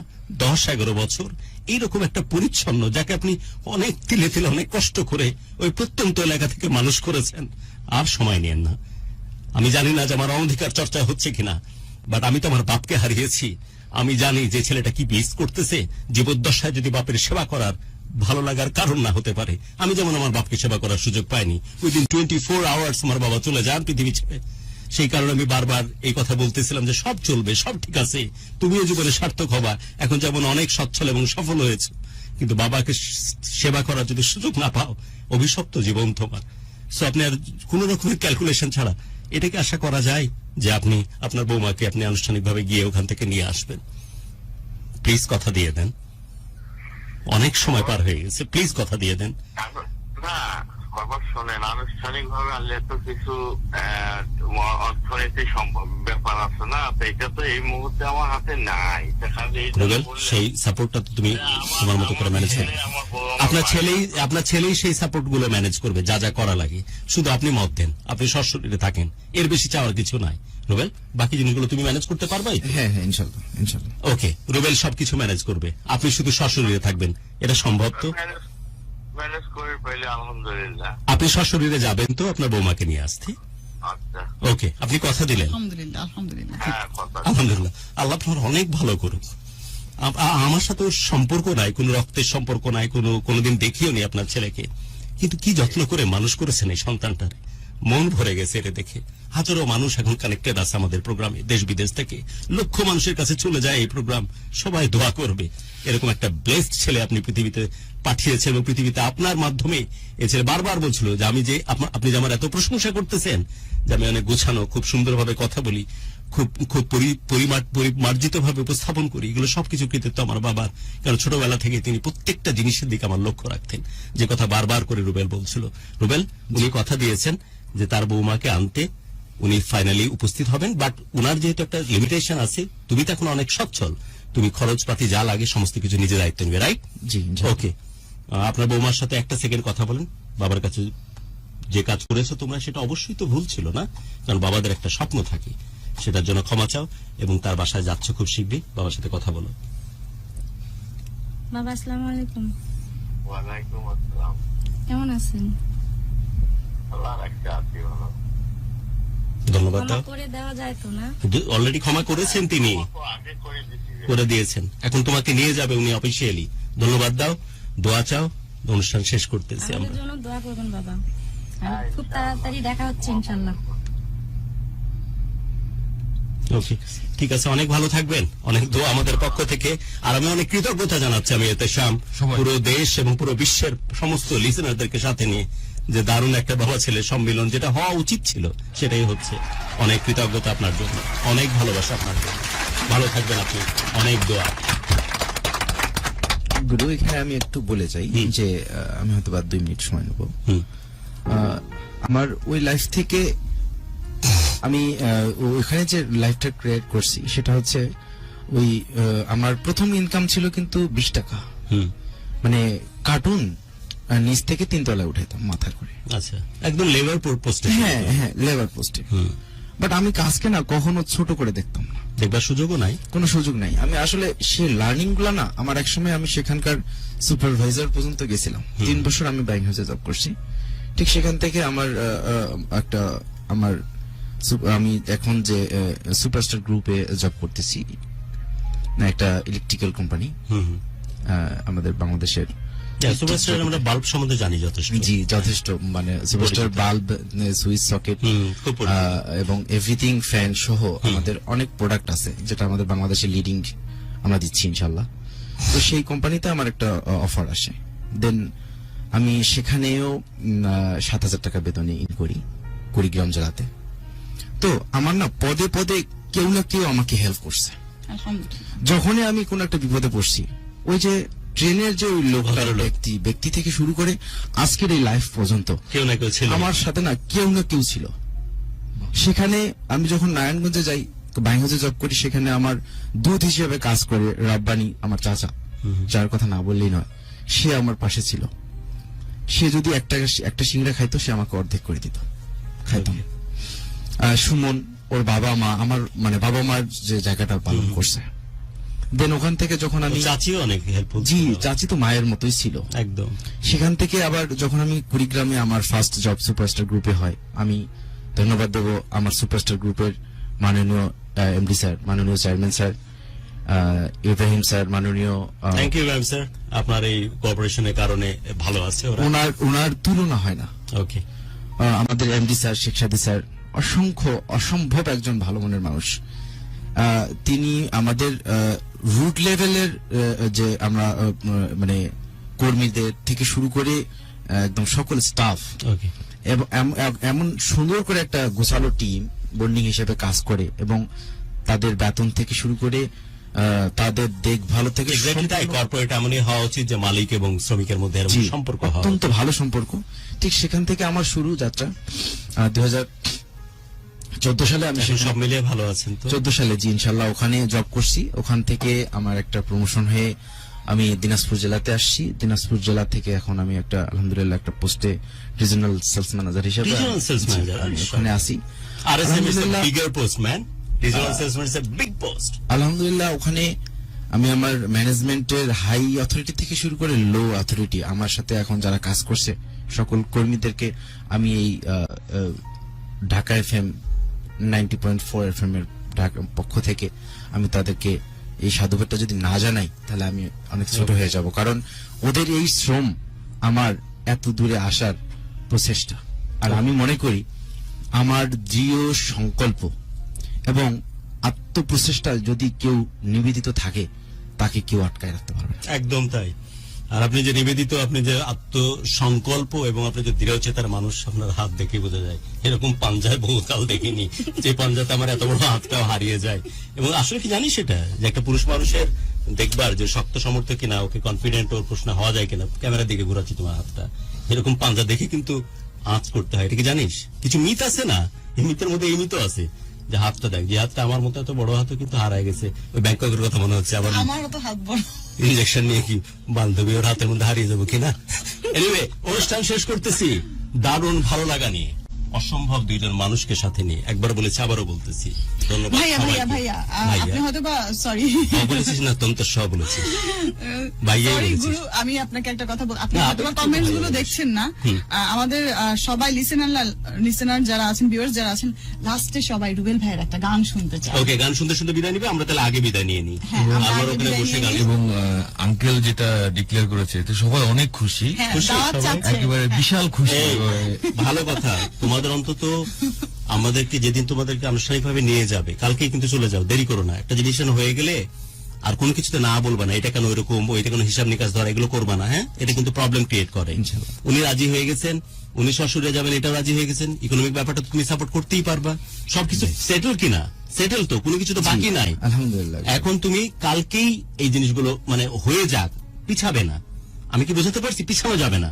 জি। এই জিনিসটা সেরেই আমাদেরকে তুমি লাইভে আসো অথবা ভিডিও বাইট পাঠাও, আমরা যেন প্রচার করতে পারি যে ওখানে সেলিব্রেট করতেছে আমাদের এই ভালো লাগার মানুষ তনু তোমার সাথে তার শ্বশুরালয়ে, রাইট? আর তোমার বাবার কাছে বহুদিন পর তোমার এভাবে ফিরে যাওয়া, রাজস্বিক ফিরে যাওয়া, যেমনটা স্বপ্ন দেখতেছিল তোমাকে নিয়ে, ফাইনালি তুমি সফল হয়েছো। একজন বড় একটা প্রতিষ্ঠিত কোম্পানির আরএসএম হিসাবে তুমি সফল হয়েছো। জি। সো এখন আর কোন রকম রিগ্রেট থাকার কোনো কথা নাই। এবং আমি অবশ্যই রাকিবকে, কে আছে ফোনে? আমার ফ্রেন্ড। আচ্ছা, রাকিব ছিল তোমার ছোট ভাই? জি, ছোট ভাই। রাকিবকে আমি কৃতজ্ঞতা জানাবো। রাকিবের ওই কান্না আমাকে তোমার বাবা মানে তোমাদের ওই বাড়ি পর্যন্ত নিয়ে গেছে, এই কারণে আমি রাকিবের কাছে আমি কৃতজ্ঞতা জানাতে চাই। ওই কান্নাটা শুনেই আমি আর দেরি করতে পারিনি। প্রোগ্রাম আমি আধা ঘন্টা পার হয়ে গেছে, বাট আমি আর সময় নিতে চেয়েছি এই কারণেই যে আমি ওনার বাবার সাথে কথা বলি। ফাইনাল আলহামদুলিল্লাহ উনি রাজি হয়েছেন, ছেলে ফিরে যাবে তার বাবার কাছে 10 বছর পর। এর চেয়ে ভালো লাগার আর কি হতে পারে ভালোবাসার বাংলাদেশে? তবে একটা কথা সত্যি, একটা কথা সত্যি, প্রেম, এশক, প্রীতি যাই করো না ভাই, এটা কখনোই এরকম এটা দিলে তো তখন আর কাব্য করতে মনে চায় না, ওটা পাইতে মন চায়। আল্লাহ, তুই আমার গরিবের সামনে এগুলো দেখাস কেন?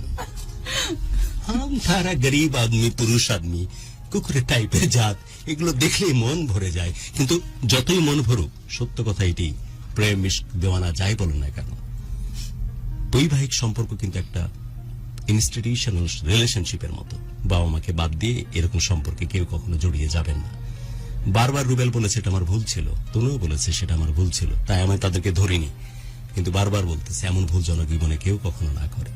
কারণ অনেক কষ্ট করে আমরা পরিবারের যত্ন করে ছেলে মেয়েকে মানুষ করি, যাতে করে আমরা তাদেরকে সাথে নিয়ে পাত্রস্থ বা কন্যার হাতে এই পাত্রস্থ করতে পারি কিনা এই স্বপ্ন দেখে। এটা থেকে ডিপ্রাইভ করেন না বাবা মাকে।